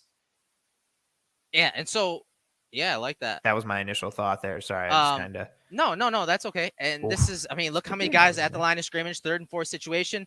So another thing that I look at when I'm, especially in these, money plays, money downs. Okay, what do you have to the top of the screen here? You have a trips formation. There are only so many ways that teams can defend trips formations. And, if you're looking at this right now, just based on the postures of those defenders, it looks like they're just straight man up, right? It almost looks like they're straight man up. But what teams do is called, I think the Patriots call it a stab and combo. So point man, regardless of what type of personnel it is, I think that's a tight end. That guy's manned up. So that's man on man. And what these two defenders are doing are pattern matching. As you can see, number 3, and Taron Johnson is really good at this. And he's the guy that is, if you watch against trips bunch formations, he's the guy, he's given these calls. He's given box calls. There are different ways to defend trips formations, whether it's man or zone. But he's the one that is deciding how they're going to defend it. And this is that stab and combo. So as this guy goes out, rather than have this guy work through traffic, it's just a switch. It's just pattern matching. So that outside corner is going to take that route to the flats, and then you're going to see this guy come across, and this guy is going to take him over the middle. So another way, again, only so many ways to defend these trips bunch formations, and there it looks like it was a stab and combo. Yeah, really good answer there from Jacksonville, especially too when they go. So obviously Arizona's going trips here, but it's more condensed a little bit too. So they have that option from that trip side where they've got tons of space to the boundary. They've got space inside. And where's the ball? I mean, you're right. I mean, ball's on the right hash, Yep. and they got that trips bunch tighter to the tackle, right? So yeah, I was gonna say they're maybe like 3-4 yards off the left hash. So there's plenty of space from the left hash all the way to the boundary top of the screen now. Then you obviously have to defend the middle of the field. So it's a nice concept from Arizona, making the defense have to account for everything. And the Jags come out and execute that. Yeah, it is good defense. And they man it up and they mug everything real nice, combined with the blitz up front. That's a really good piece. I was going to say Shaq Griffin, but no. Hold on, I get it real quick. 27. This is where we need a producer just to have the roster. I know, right? Let's see here. Number 3. Nevin. No, 27. Was it 27 or 3? 27. 27. What the hell? Why isn't it showing up? Okay. Yeah, it's not showing up here. I don't know. Anyways. No, I liked how we, again, didn't give him that easy release. And I love your point about how they were trying to get the ball in the space out wide to the wide side of the field. This is something we saw a little bit of last year. Where you have the tight end pulling out wide. The Bills did a little bit of that. From Max Williams is a really good pulling tight end for Arizona. He did it for years in Baltimore. Yeah, he got banged up. That's why they went out and got Ertz. Yeah, he did it for years in Baltimore. Added a nice little piece. He can receive a little bit, but his efforts is such a good thing for Arizona because he's a physical tight end and they're really a finesse offense. So I mean, look at him leading it out there, and he leads this play for Chase Edmonds like he's a pulling guard. Yeah, he got out there. He got on his horse too, because again, he's got to cover a lot of ground from right here off the line of scrimmage. I like this play because it's more of like zone blocking, but that's what I was trying to figure out. More zone blocking, but it's developing that they want to get flow going this way, right? They want these guys going this way with the zone blocking, trying to chase their gaps like zone blocking is supposed to do. But it's just it's a bend back play where Max is leading out wide, so now you got leverage on that guy, and you see AJ Green push back the linebacker. Look at the right tackle, how he sells the zone block coming down, almost like he's going to let Josh Allen go and he's going to work his way to the linebacker. And look how clever he plants and kicks right back out to try and seal that edge and turn Josh Allen back inside. He makes it look like pure zone, and he's going to step down and make his way to the second level to Myles Jack, and instead stops on a dime, almost like tries to swim move Josh Allen and then pins him inside. That was a really clever block and nice design. Oh, thank Clay you, Brooks. Justin. Appreciate it. Clay Brooks. Yeah. Well done. Justin, you are now the producer of this show. Yeah, I know. You're hired. That was a test. Yeah. So, again, I like what I'm seeing from the Cardinals in their run game, man. They're pretty creative, man. Like that play was under center with the bend back. Now you have a split backfield with Connor and Edmonds, and Edmonds, yeah. And yeah, exactly. And again, that split flow, but you got misdirection. So you got Edmonds coming this way, you got Connor going that way, and then you have a puller this way. It's like and he seals that really nice, and you see just Connor get up into the gap there. This is a pretty freaking play from a spread look, and it forces, again, 2 high looks, right? As I said, Bills play a lot of 2 high looks. The Jags are showing it here. When you play 2 high looks, one of those safeties have run fits, and they have to come from depth. And, it's Wingard here, which he's a Wyoming guy, right? He went to Wyoming, didn't he? No. I want to say he did. But you see he has to come from depth, and he does a good job of it, don't get me wrong. But that's yardage, man. That's the type of efficiency the Bills want out of these spread run formations that we're not quite getting. No. And we're seeing a bunch of light boxes, kind of like you see on this play. And what's nice about this one, too, look how the zone read fake on the left side. Yeah. Appreciate you, J-Rob. Isn't he the one isn't that like Filipino money? Yeah, that's the Filipino money. Appreciate that. I love how this fake holds the left edge and Myles Jack. Yeah. Both of them. They both have to sit there. So the Jags are already in a light box. You've got too high shell in the back, and you're holding two of those box defenders on the back side of the play. Really good design. It's pretty. I like it a lot. I also It want to mention splits them, right? It splits Yep. the defense in half here. And again, Yep. you got fast flow players like Jack, athletic guys like that at linebacker. You don't want him falling in and fast flowing on the front side of this run. You want to throw misdirection at him. And again, you're gaining not only leverage in space, but you're gaining that number by getting a puller out here in front and sealing that hole there. I think that's Justin Pugh there. Yep, So 67. I mean, it's pretty, man, to watch this offense. I also want to mention, you mentioned like the safeties coming down. I think that's the thing that doesn't get talked about enough. It's such a big difference making a tackle when you're already around the line of scrimmage and your feet are kind of set and you have balance versus having to fly up from your safety position and have to make a tackle. Like, it's your angle has to be right, your timing has to be right, your form has to be right. Like, that's not the easiest thing in the world to just be like, well, how come you just can't come down and make the tackle? Like, sometimes that's really hard. That's part of the reason why the Bills defense is so good, because Poyer and Hyde can come from anywhere on the field and come up and stick somebody and don't have to gain up or give up a lot of yards to do it. I really like this play design from Arizona. I'm a big fan of this. Yeah, I like it, man. And I like your point about the safeties here because, again, Jenkins, love him. Wingard, he's a younger guy, but they are guys that they like to be That's a near good the tackle line of there. scrimmage. That's Yeah. a great tackle, but they are guys that are used to being in the box. So we go back to the top. Are the Jags going to put more too high coverages in, too high shells? Like, that may work to the Bills' favor, whether it's underneath, whether it's in the run game. Getting them out of their identity and putting those safeties out in space could hurt them and help the Bills' offense when you talk about, again, changing an identity. And, the Bills are a passing team, no matter what anyone wants to say about what their early down tendencies are right now. Getting Wingard and Jenkins away from the box and out in space, I think that's an advantage for the Bills. Yeah, and now after seeing this film so much, they've done a lot. We've been analyzing every play. I should have charted it at the same time. Majority of these too high shell looks they've seen, they've rotated down into single high. Jenkins is usually the one dropping deep.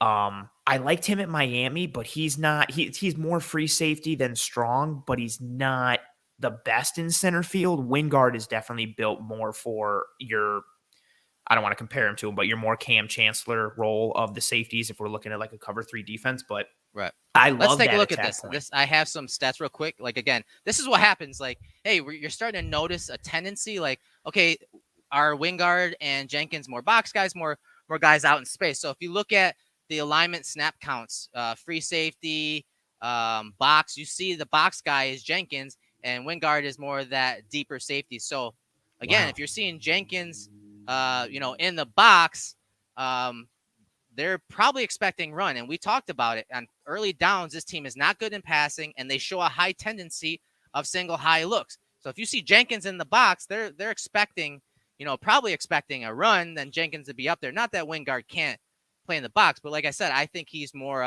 You saw it, like he can tackle and he can come from depth.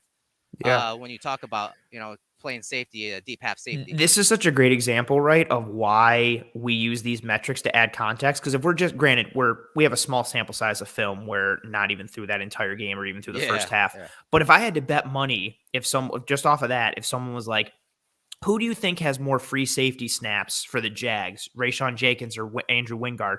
I would have bet my money Jenkins because of that film there from Arizona.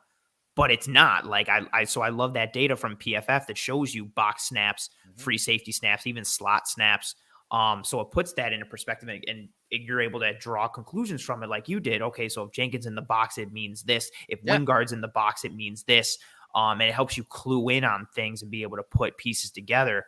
That's a really great telling stat. A little outside zone here with the speediest, fastest back in the world, James Conner.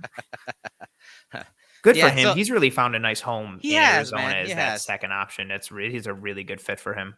Yeah, well, let me see here. Let's maybe just play another few plays of this half and wrap it up. It's been an hour and 20 minutes. You guys want to watch a little more film here or what? Man, I'm always down for film. I can't see the chat. I zoomed in on the play. So if everybody's like, yes, I'm like, I have no idea. See, now Wingard's in the box. See, It's so misleading. Another Wingard box snap. They rotate. Jenkins drops to the middle of the field. I guess this is more comfortable, I feel like, for this. Wingard does the Jordan Poyer on this one. He starts to creep down and then sees the run action and just commits and flies up. And this is, let me get back to the all 22 angle, because, we talk about the spread offense the Bills run and some of the issues that they're running into when they do run the ball. The issue that what we're seeing a lot of is we're seeing a lot of nickel blitzes or corner blitzes. We saw a lot of cat blitzes last week from Howard and Byron Jones off the edge. Ton of simulated pressures the week before versus Tennessee, where that nickel guy was the fourth rusher and they dropped an edge. Yeah, and so it works out well for the defense in two ways. One, coming out of college, and even so far through his career, Josh Allen has struggles and issues picking up nickel blitzers off the edge, defensive secondary guys coming late off the edge. It's always been kind of one of his bugaboos, right? So it works out in two ways for them. So if it's a pass, obviously now you have that guy that is more times than not accounted for in pass protection, kind of like I was talking about earlier as that delayed rusher Josh Allen showed early in the game. But also when the Bills run it, especially when they're under center, they're pretty obvious on what type of run. And usually it's outside zone, whether it's to the weak side, which they love running because especially when Brown was in there, they'd run left, outside zone left, and you'd see that nickel blitz, and then you're going to have that cutback with Brown and Darrell Williams working that double team up to the second level. And Brown is so good at getting to the second level with that athleticism. Exactly, and you got that crease. So what teams are doing is when they're seeing that, and you kind of see it here, it's an inside zone type run, a little misdirection against split flow with Connor coming across and Edmonds getting the ball. But you saw that nickel blitz and how it blew it up, and then you add in Wingard as that other add-on run defender on 2nd and 4, and it just, again, sends it to third down. And one thing the Bills did really good last year was avoid third down. It's kind of like Josh Allen and Brian Daboll's MO is they like to avoid third down altogether. Well, this year defenses are inviting that run on early downs more because the Bills are running RPOs at 19%. They're running those check with me's, and they're getting in, coaxed into those runs as we talked about before, and they're getting more third down situations and third and short. And there have been some moments. Oh, that was a nice pass. He dropped that in the bucket. Oh, they're getting to those third down and shorts, and they've had some struggle. Oh, they called it though. It was a little pick play there. I was cursing. I saw this one and I cursed it at my TV because again I have Kaiir and I was like, no, like I saw it. I was like, yes, and then an immediate no. Yeah, they get caught up in. See, no. So now this, right? Let's tie it back. What's the concept the Patriots use on that trips look? The stab and go. Yep. So now here, right? I mean, it's not trips. You just got two receivers up top, but the Jags are in man here. They don't do any kind of creativity like any banjo call or anything, or whoever comes inside, we match, we switch, whatever. They're in a straight man-on-man coverage, and the slot corner gets screwed because he has to work through too much trash. Now, granted, it results in a penalty on this play, but here's hold on. Before you go any further, who's this guy? Is that what you're pointing out? Who's that guy right there? Shaquille Griffin?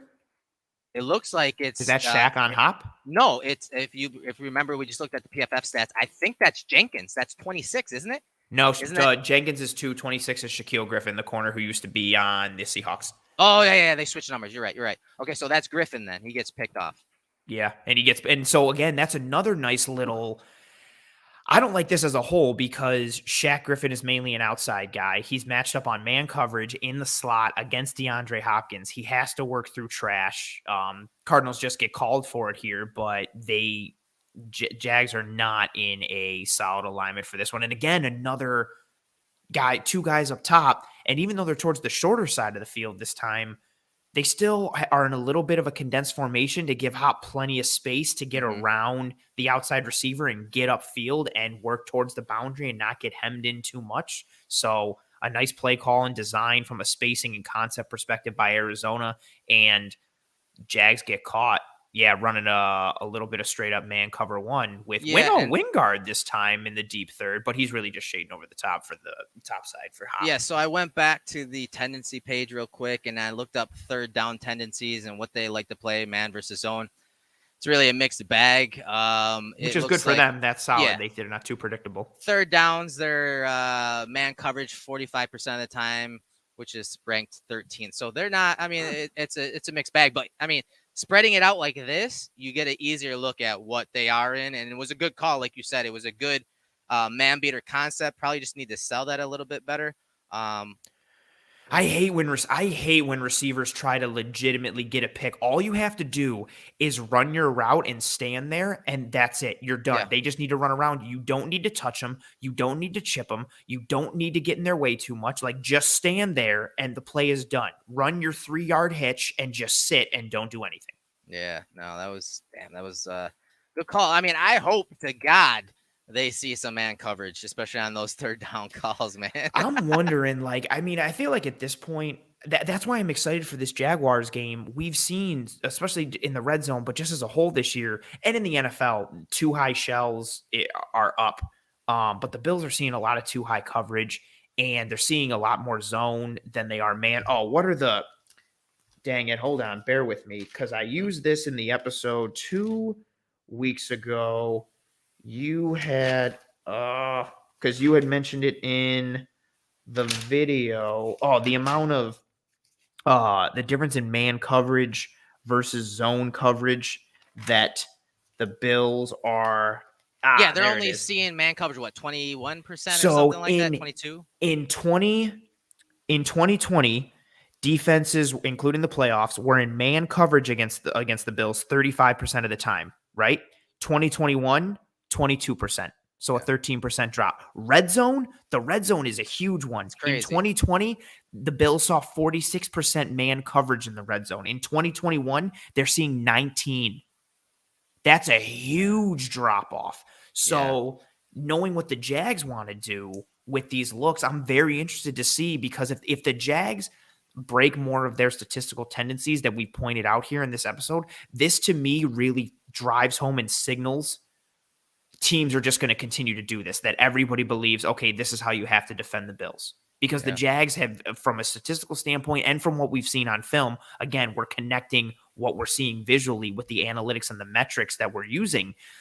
The Jags are running that cover, the single high look, whether it's cover 3, cover 1, mixing in some man and zone, but they're running that. If they switch tendency more, and even like you mentioned, they've been a mixed bag on third down.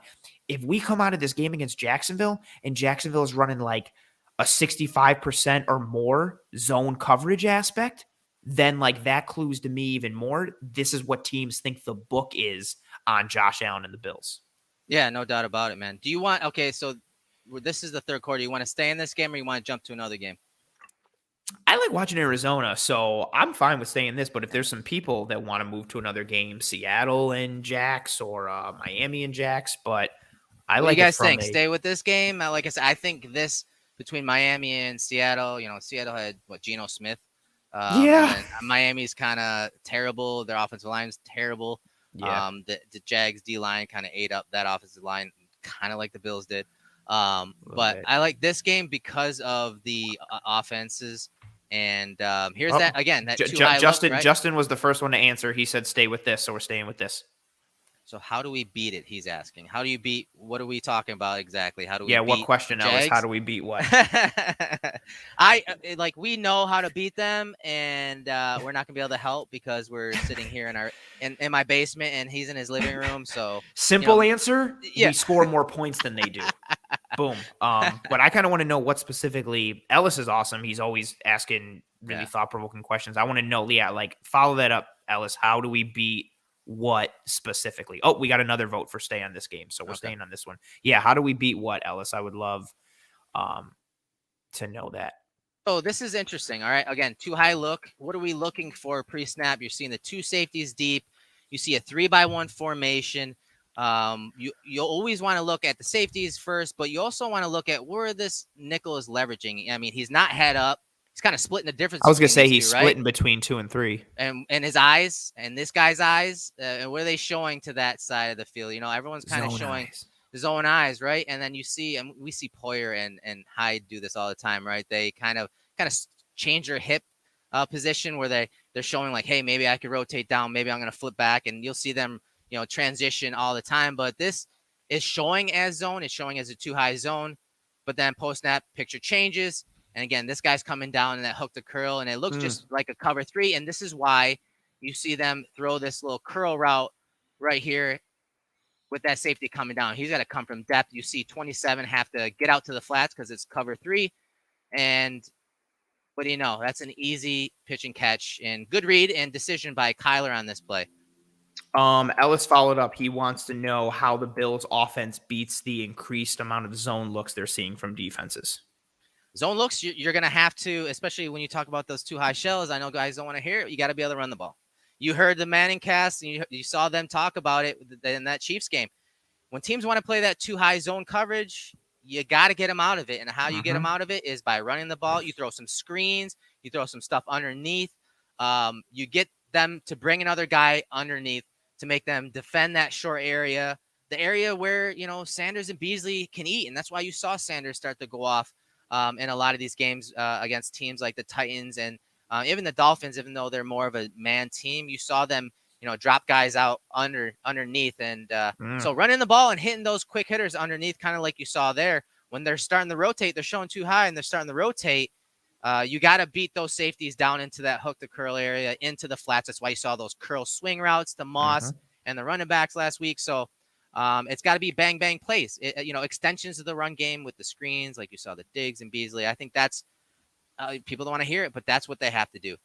Yeah, if you're seeing, you hit it on the head. If you're seeing these heavy zone looks where everybody's really protecting over the top. Light box, and they're just running a draw. I mean, Kaiir sells it really good. Yeah, right. Kaiir sells it good. Miles Jack just fights off it. I feel like Jack reads this right away. I feel like he knows this is a draw. You can see the way he comes up.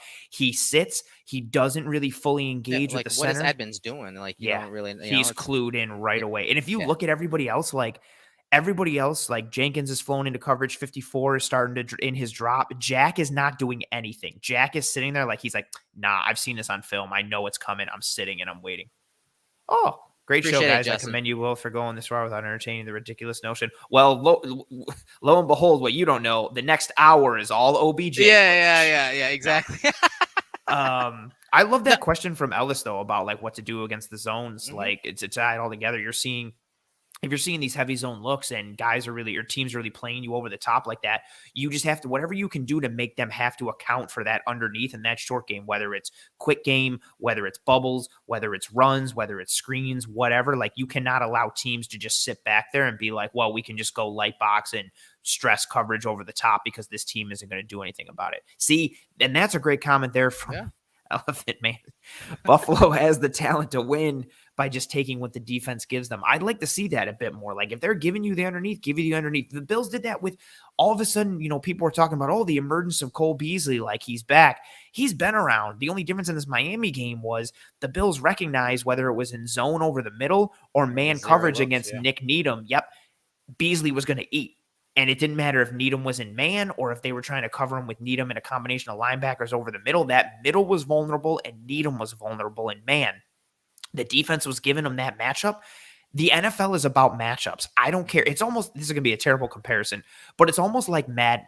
If you find a play that works, you just keep spamming the hell out of that play. And the NFL is like that. You find a matchup, you find a weakness, you attack the hell out of that weakness until they adjust and make it not a weakness anymore. And then when they adjust to compensate for that weakness, you attack somewhere else.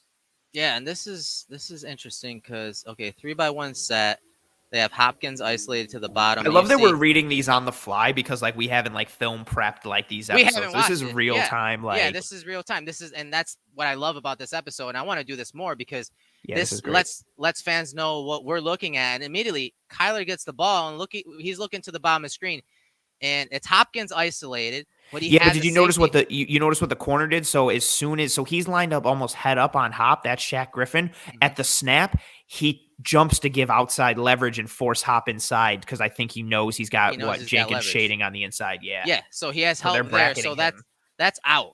But what I find interesting on this play is not only Wingard deep half over here inside the numbers, but you got Kirk up the seam here. And look how deep Miles Jack gets. Oh, boom. Yo, same thing. Almost like a Tampa 2 Urlacher style, where he flies and carries him up middle. So that is something to keep an eye on. If they're paying attention to Diggs as an isolated receiver here, whatever kind of route that's not even Miles Jack. That's someone else. I apologize. Yeah, it's someone else. So it's their Mike backer. So If this Mike Backer is asked to carry, Sanders or Davis down the seam or one of these over routes to the middle of the field because it's a 2 safety look and middle of the field's open, and Jenkins or this whatever corner or safety is over here helping and over the top and bracketing Diggs, those deep over routes to the middle of the field may be somewhere to look at, especially when you're talking about that linebacker. And that linebacker, and that's who they go to. Go figure there. And he intercepts it, of course. But who's 54? That's good freaking range from that backer there. That's really good range. Really good hip turn. He gives that quick turn and just gets right upfield. And honestly, this is a really good job from Wingard too, staying over the top. They and he's the one who gets the pick. They bracket this perfect. And that's why he's so far deep, because he knows he's got him squeezing that route down the seam, but he's far enough back where he can help over the top.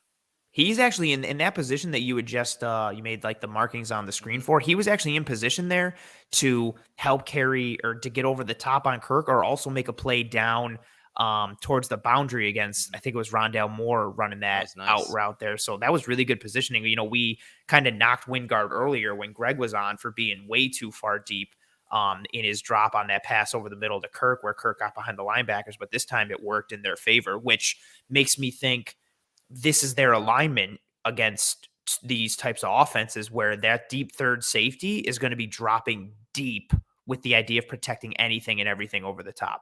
Yeah, Wilson. That was good defense right there, especially from Wingard over the top, and that linebacker squeezing the wide receiver that far down the field. You're not expecting linebacker, especially a Mike Backer, to carry that down the field. Good. Oh, Damian Wilson. Damian, yeah. Yeah. Yep. There you go. Justin Phillips. Thank you again. Thank you. We appreciate that. Justin's fantastic. Justin, you are producer of the year. No, Erik says that was a terrible decision to throw. It's really not. That's really where you should be looking. That's where you have the leverage. But Wilson did a good job of, again, taking that inside leverage away, not letting the wide receiver get across his face and get into. He never even had to flip his hips. He had enough range and depth in his drop over the top that he never let that wide receiver win leverage back across his face. That was a good play all across the board. Great defense by the Jags. And I also think I don't dislike the decision as much as I dislike the throw. If he puts it more towards the sideline and leads Kirk more instead of throwing it upfield, it has a chance. Okay, now we see. All right, so everybody just vacates the middle here. Oh, yeah, both. Oh, so the middle linebacker comes up because he has to honor Edmonds, but that nickel corner doesn't sink far deep enough. Oh, good concept. And then Kaiir just hits it. This is a really nice concept because you kind of got a post wheel here, which is a good single high beater, especially when you see a single high zone like cover 3. But it's also sort of like a flood because you got the number 3 threatening here and then coming back out. Something we saw with Beasley last week on that pivot route. It almost develops into a 3-man flood concept. Oh, yeah. And this is nice here because, like you said, it holds this guy just enough that he's able to get down the field. And I believe that's AJ Green to get in there for a nice gain. And with the running back releasing late, it's almost like a 4 strong. Yep. And just really stresses the hell out of that. And I mean, zone coverage. Yeah. I would say that's perfect. If you're running like a 3 flood or a 4 strong against a cover 3, you're winning somewhere somehow. Like it's just a matter of, I mean, granted, you could say that on every play, but that's a pretty easy one to dissect. Like if you get caught in that, you're screwed from a defensive perspective. I can't believe I forgot Jacksonville was still up at this point. I have trouble enjoying games because of you two. I'm always trying to. Dude, I can't tell you how much I've spent so much time studying coverage throughout the years to be in this point now where I can watch it and just know. But even so, it's still hard at times because defenses now are so good at disguising things. I'm not going to say coverage and plug the show.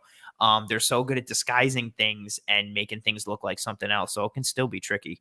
So yeah, here's that coverage again. And now we need to start paying attention to this because again, they're in the 2 high look. This is a trip set. And they're dropping out into cover 3 again. He's dropping down.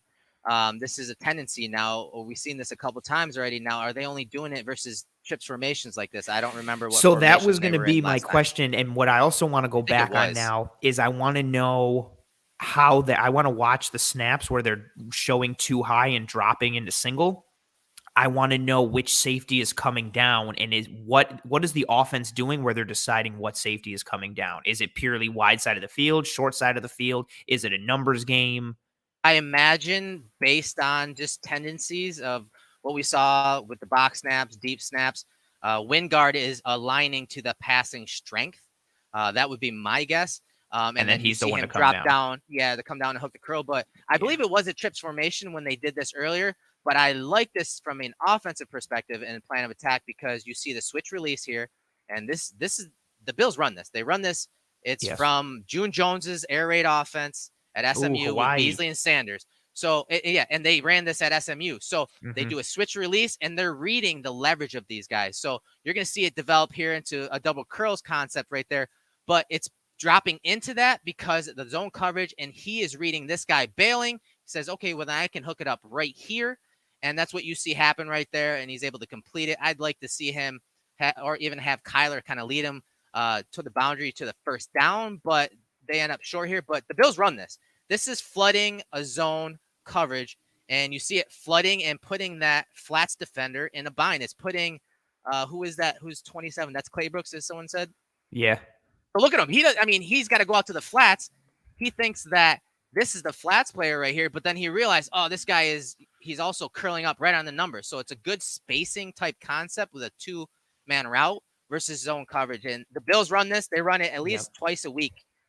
Again, they are reading, Beasley and Sanders are reading the leverage of not just the flats defender there that got turned around, but that corner that's in off coverage, bailing to his deep third in cover 3 looks. What's crazy about this too, so they have kind of like a trips look, and then Max Williams ends up staying into block. You've got a 4-man front from the Jags. Miles Jack goes with Chase Edmonds. So you've essentially got 6 defenders in coverage against 3 wide receivers. Shaq, Griffin, and Rayshon Jenkins are bracketing Hop. So you've got almost like an opportunity to have a 4-over-2 on the top side of the field. But because of that concept, spacing, and route design and execution, they are able to focus and isolate on one guy and win. Like, they shouldn't win from a pure numbers perspective. And that's just a testament to the call, play design, and the execution by the Cardinals. Yeah, and you talk about air raid, it's finding space, right? It's finding green. It's making them defend the entire field here. And you see them stretch that defender horizontally, not necessarily vertically down the field. So again, air raid concept at its finest, like just really good stuff, and something that the Bills do use. And I like your point about sealing that edge, getting Smoot sealed inside so Murray can get outside and get a good look at that concept, because with that corner and off coverage, you're going to have an opportunity, whether it's the guy that's running the curl on the numbers or the guy running the curl to the boundary. And we've seen, you mentioned the route running perspective that we could see from the Bills. We also saw that a little bit last week from a tight end perspective. Tommy Sweeney coming down the line and then being that extra guy to help on the edges, and we know his strength in run blocking. So that whole play design and concept was really something that we could potentially see. A little zone run here. I like Chase Edmonds as a running back. Yeah, he is dangerous. He's definitely dangerous. This is a weird look. Oh, you got Edmonds in the backfield, direct snap. Oh, I love how Hop sells it like it's a high flip. Like that's... It's the little things. Doesn't work though, because 2nd and 10. Yeah, right.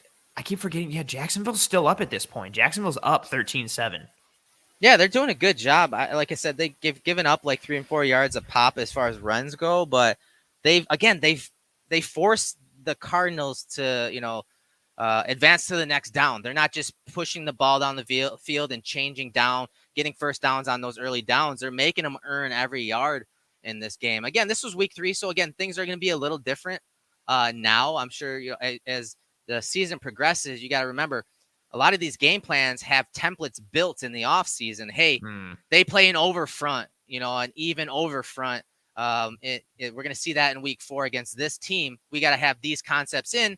And then once that week starts hitting and the pro scouts have a decent idea on how teams are maybe either changing it up or starting to defend it more specifically, then you see some of the tweaks happen. But a lot of the game plan and how they're going to attack defensive structures goes in the offseason. That's why they practice those same concepts time and time again, whether it's in OTAs or mini camps. Like, they basically rehash the same offense they're going to be running during the year, but it's all installed in the offseason.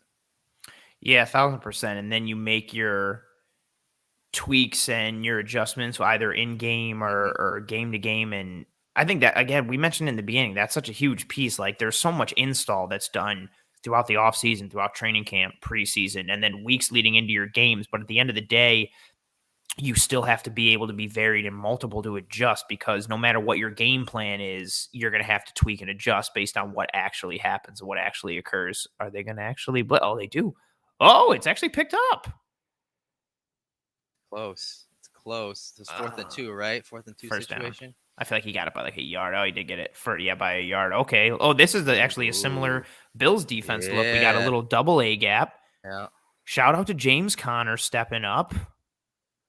Oh, and then actually they pop out. They pop out. Both of them do. Yeah. Allen and Simulated. Kaiir. Yeah, I love it. So Okay, they end up running. Yeah, so obviously you have the 5 offensive linemen. You have an add-on back, so it's a 6-man protection.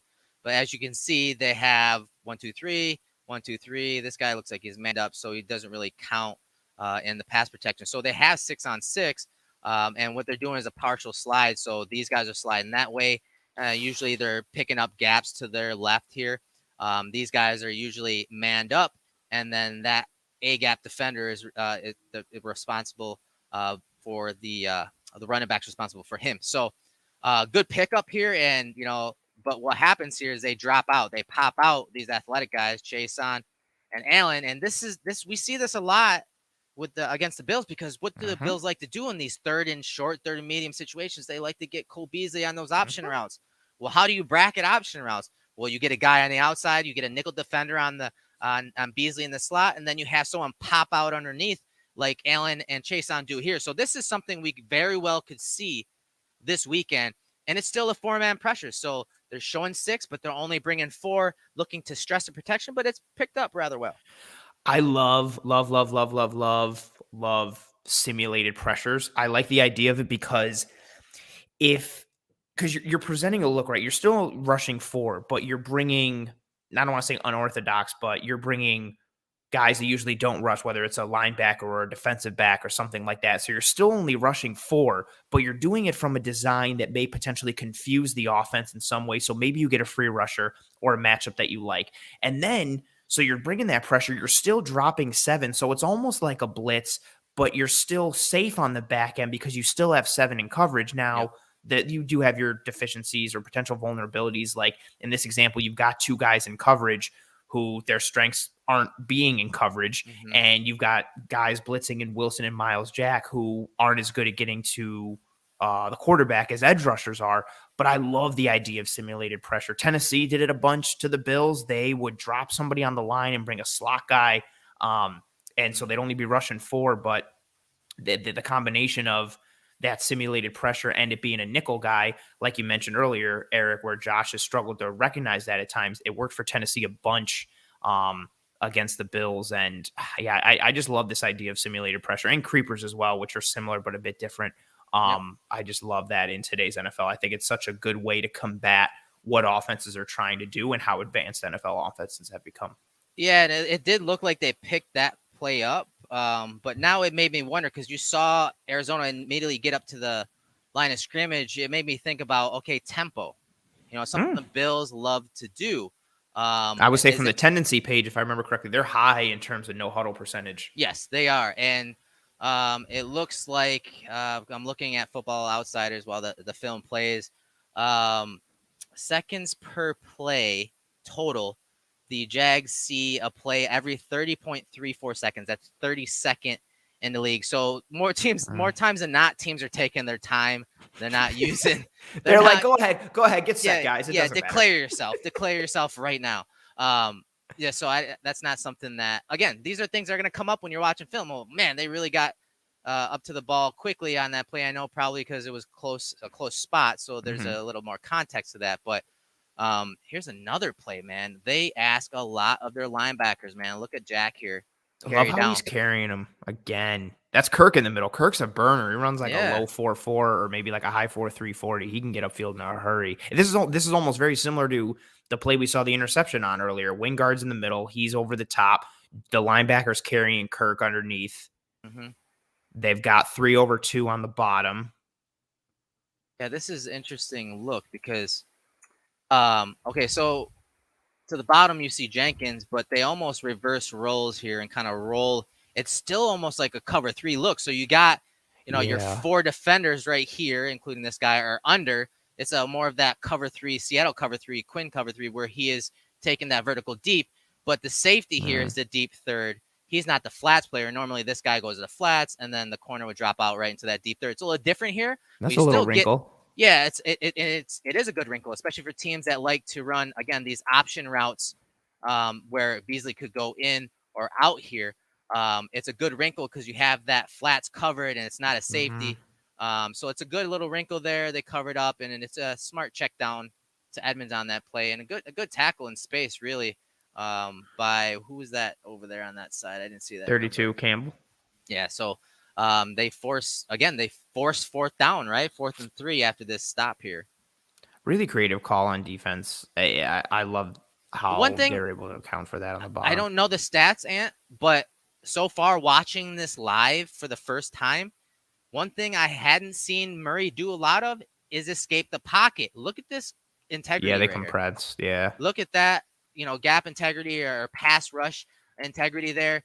And that one play he got outside, but that was a designed half roll with the tight end sealing off smooth. But I've watched a bunch of Cardinals games this year. I'll always have the Bills game on TV, and then whatever good game is on, I'll put on my iPad, or if there's fantasy football relevance for me, that's what I'll do. Oh, I appreciate you, Jeff. Thank you for that. Yeah. Kyler's getting hit a lot with the whole compressed pass rush type of thing. Not even guys trying to get upfield or even trying to get home, but literally just hemming him in the pocket and either using length to mug up the passing windows or just compress the pocket and push it in on him. So, yeah, Jacksonville following the formula there. Oh, Chase Edmonds. That was nice. I like running backs with burst. It'd be cool if we had that. Another cuts all the way back up. See, and he's so small, you kind of lose him for a minute. You know what I mean?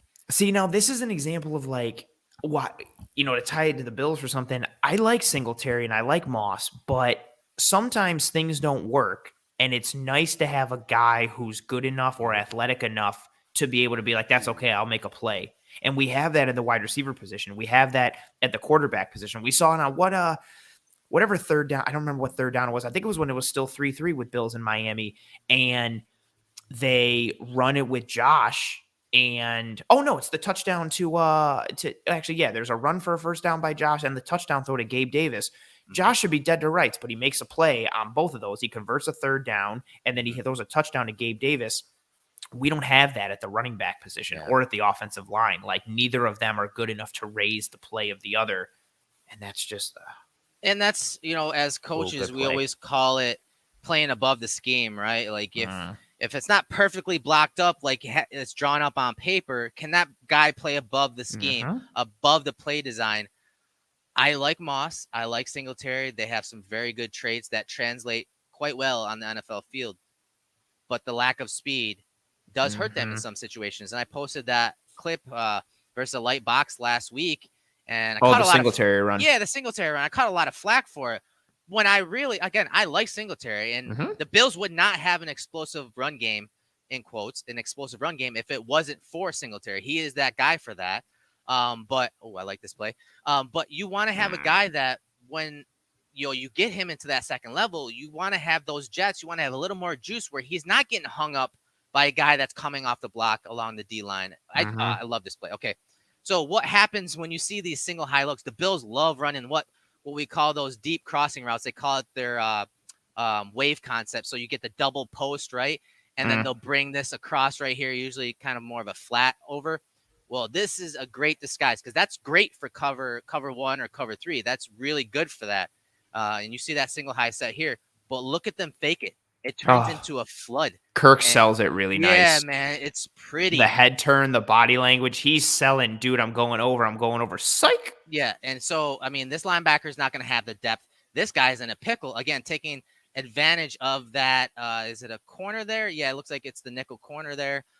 So he's doing a hinge technique where he's getting to the flats in this cover 3 look. You see him hinge to the ball. I need to get my eyes on number 2 and 3. Here comes 2 and 3 across, and he's in trouble because while he does have decent depth to space both of them out, there's no way he can get to either of them. And you see Murray, drop it in there really nicely. Murray throws this with a lot of anticipation, so too. nice. He throws it before the Jags even really know what's going on. Like, he beats them to the spot with – I'm excited to see it from this end zone angle because it looks like he throws it as Kirk – right as Kirk fakes and gets out of his break, Kaiir starts to throw it. That's a really well-timed ball. Good route from Kirk. When he fakes it, he doesn't stay too flat. He continues to gain depth and find that soft spot in the zone there in the coverage. First down? I was just about to ask you what the down and distance was. Oh, that's such a great call on first down. Keep an eye on that. Again, we talked about single high looks on early downs. We talked about stack boxes.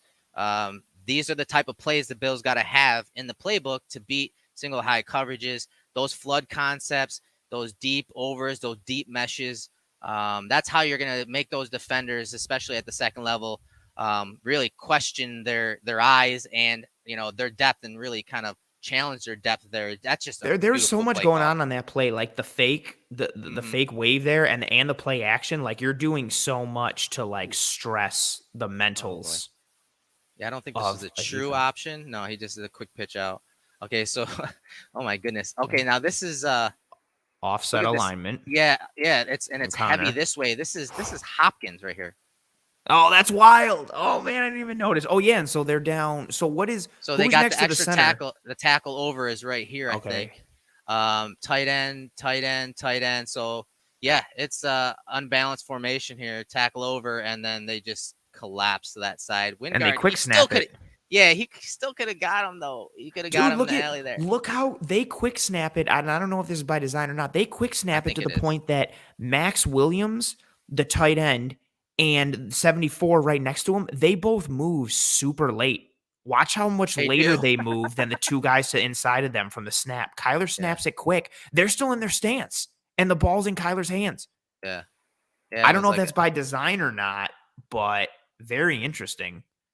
Yeah, that was sneaky. That was some sneaky stuff. Wingard just got too far upfield on his angle and just couldn't get across. So they're up 5 now in the top of the fourth quarter.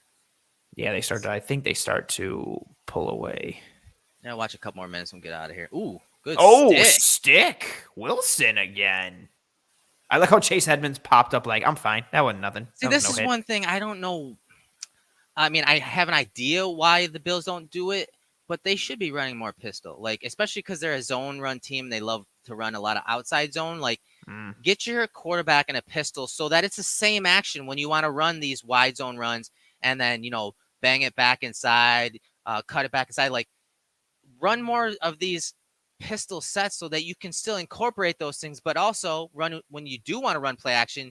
Your quarterback still has his eyes like he is in shotgun. I'm just not sure why the Bills have never done that. Maybe Josh isn't comfortable giving his back to the defense. No, because he's done that before. He does it from under center when they drop back and run play action pass. But I think it has more to do with the protections, because now your protections are a little different with the guy on the dot back here. But still, it's you just treat it as if you're under center. But this is a good freaking read from this linebacker. He sees it all the way. He sees a split flow coming back across the formation. Beats the zone block inside from Max. Yeah, that's really nice. Beautiful. He's an athletic dude, man. Yeah, I'm very impressed coming away from seeing this. What has he got this year, huh? I checked his raw stats. I think he's got like 30 tackles. I don't think 37 tackles, 14 assists. That's number 1 on the team, so he leads the team, and he's got 19 total stops, run and pass stops, so 19. Cool. Only 3 missed tackles, so he's having a good year. So that athleticism really helping out. See, and there's also now we get similar that pistol look again. This time they go play action out of it. But see, this is what's cool about it. So you just ran a play with that split flow, and you had the tight end coming across. So now the tight end's coming across, and then they kind of release in the opposite direction, running back that way, tight end that way, and that really puts these defenders at the second level, in a bind. They have to stay and process just a tad longer before they drop out into those deep areas. And you see, that's a nice throw to Green. Damn. Also nice to have a running back like Edmonds who's a threat out of the backfield as a receiver and can stress the defense enough to the point where that corner, that the read is set there, so number 5 has to come up and he honors Edmonds a little bit, and that clears things up. It clears out for a little bit. It gives you that passing lane, right? Kind of gives you that window right there. Murray just has to get it up and over that. Guy. Look at how immediately. So Edmonds comes out and 5 stops his drop and honors that. And even when Murray makes this throw, 5 is still coming up because he doesn't know if he thinks, well, maybe it's going to Edmonds, so I got to read my guy. But instead, it goes over his head right to AJ Green. That's a really good throw. No doubt. Let's we'll finish on this drive. I'm not sure what happens if they score on this drive, but we'll play this drive out and we'll call it a night. 2 hours strong. We appreciate you guys staying with us. I know it's a Friday night. Yeah, especially at last minute too. Just kind of threw this together today, and it'll be cool. Obviously, you guys will be able to go back and watch this tomorrow and the days after leading into the game. Let's see here. 12 personnel. Again, that's one thing that the Bills. I wonder if McKenzie gets a lot more looks, a lot more eye candy looks this week. Maybe some jet. I was going to say some jet motion. Some jet because, hand it and these pop passes, kind of pop it to McKenzie this way. Why? Get these guys flowing. Get these guys flowing so that you can get up inside and get them, second guessing their eyes, even if you aren't handing it off to McKenzie on these plays. I want to see some more misdirection in this offense, and I think that'll open up some things up the middle. They've got to do something just to layer some creativity, especially from an easy yards perspective and especially from a run game perspective. I think you and I were tweeting about it back and forth this week. The line is what the line is, for better or for worse. So we're going to have to do some things to mitigate their deficiencies and motion and misdirection and anything you can do to kind of make the defense hesitate and pause a little bit while you're in the midst of your execution of your play call can really go along with. Oh, good pocket compression here. Oh, good rush from the left. Is that Humphries? He just gets bowled over, but then he finishes Allen really nice. Allen. But by that time, he's already compressed the pocket. Yeah, and that's one thing I saw, and usually it was Smoot, but they can compress the pocket and the width of the pocket. So when you hear us say compress the pocket, you see these guys, they're creating a dish is what a lot of offensive line call that. They call that a dish. That's your little petri dish right there. You can see it pretty nicely. And so tackles are responsible for the width of the pocket, and you see them expand and kick out to create that width of the pocket. Usually the interior guys, they're responsible for the depth of the pocket, keep that pocket out of the lap of the quarterback. Well, the Jags do a good job of compressing the pocket here, the width of the pocket. Everything shrinks. But he still got rid of it in time. And again, having a guy like Edmonds, that dude is electric. Yeah, it'd be nice to have a guy like that in the offense. If only. So 3rd and 9 call here. Empty set. Big play. Okay. Keep a lot of guys in. 3-man route. Oh, come on. 4-man route. Really? Wow. He just tossed it up. And Edmonds leaked late. He underthrew him. It looks like he has him. And the middle of the field's open. There's no way these guys are getting back if he throws that vertically down the field. He aired it out. Is that AJ Green? Yeah, I think that's AJ Green. He unders it. It's an interesting coverage spin here too. It looks like almost like an inverted. Invert. Yeah, it looks like an inverted, like a 2 Robert type call where the safeties come underneath, which that gives the middle of the field open. We saw Tennessee do this a whole bunch against the Bills, and that's when we heard Louis Riddick say Jackrabbit 75 times. Yeah, and this is that mesh concept right there, that deep crossing route, and here's the post, and he hits the post, but again, he kind of underthrew it there. But either way, the way he underthrew it made me think is there a super deep safety that we're not seeing? And then I'm like, no, it's wide open there. He just he doesn't maybe hold on. Or maybe the right guard's getting pushed into him a little more, and he can't step into it. That drops let me see the end zone angle. Was there a lot of wind in this game? No, it looks dead. That just it took just dropped. It nosedived. Oh, you saw Wingard and Jenkins communicating pre-snap. They're talking a whole bunch. Wingard sits. They're calling it out. Oh, I like the chips from Edmonds and Moore, and then they leak out a little bit. So they got a bit of a max protect look, but then they leak out for still. Yeah, no, he gets to step into it a bit. I don't know what happened on that. Either way, he caught it, but still. What week is this? Week 3? Yeah. I'm trying to think of when Kyler's throwing shoulder got dinged a little bit. This might have been, maybe it was week 2. Is this easy. Moore? Oh, Rondale Moore is so fun. Yeah, he's electric, man. Holy shit. Yeah, he's always had injury problems, but if you use him sparingly, the odds of him getting injured are reduced, and then you can take advantage a little. Oh, the linebackers bit so hard on that play action. And this is something we see a lot from the Bills, right? Leverage, right? I talked about RPOs and leverage reads. Yep. Look what this, you see more kind of paying attention to the leverage of these guys. So as he comes in motion and then kind of swings back out there, look at this. I mean, that's getting leverage. He's like, you know what? I don't even have to block him because we have leverage and speed to the boundary. So then my hat on a hat becomes this.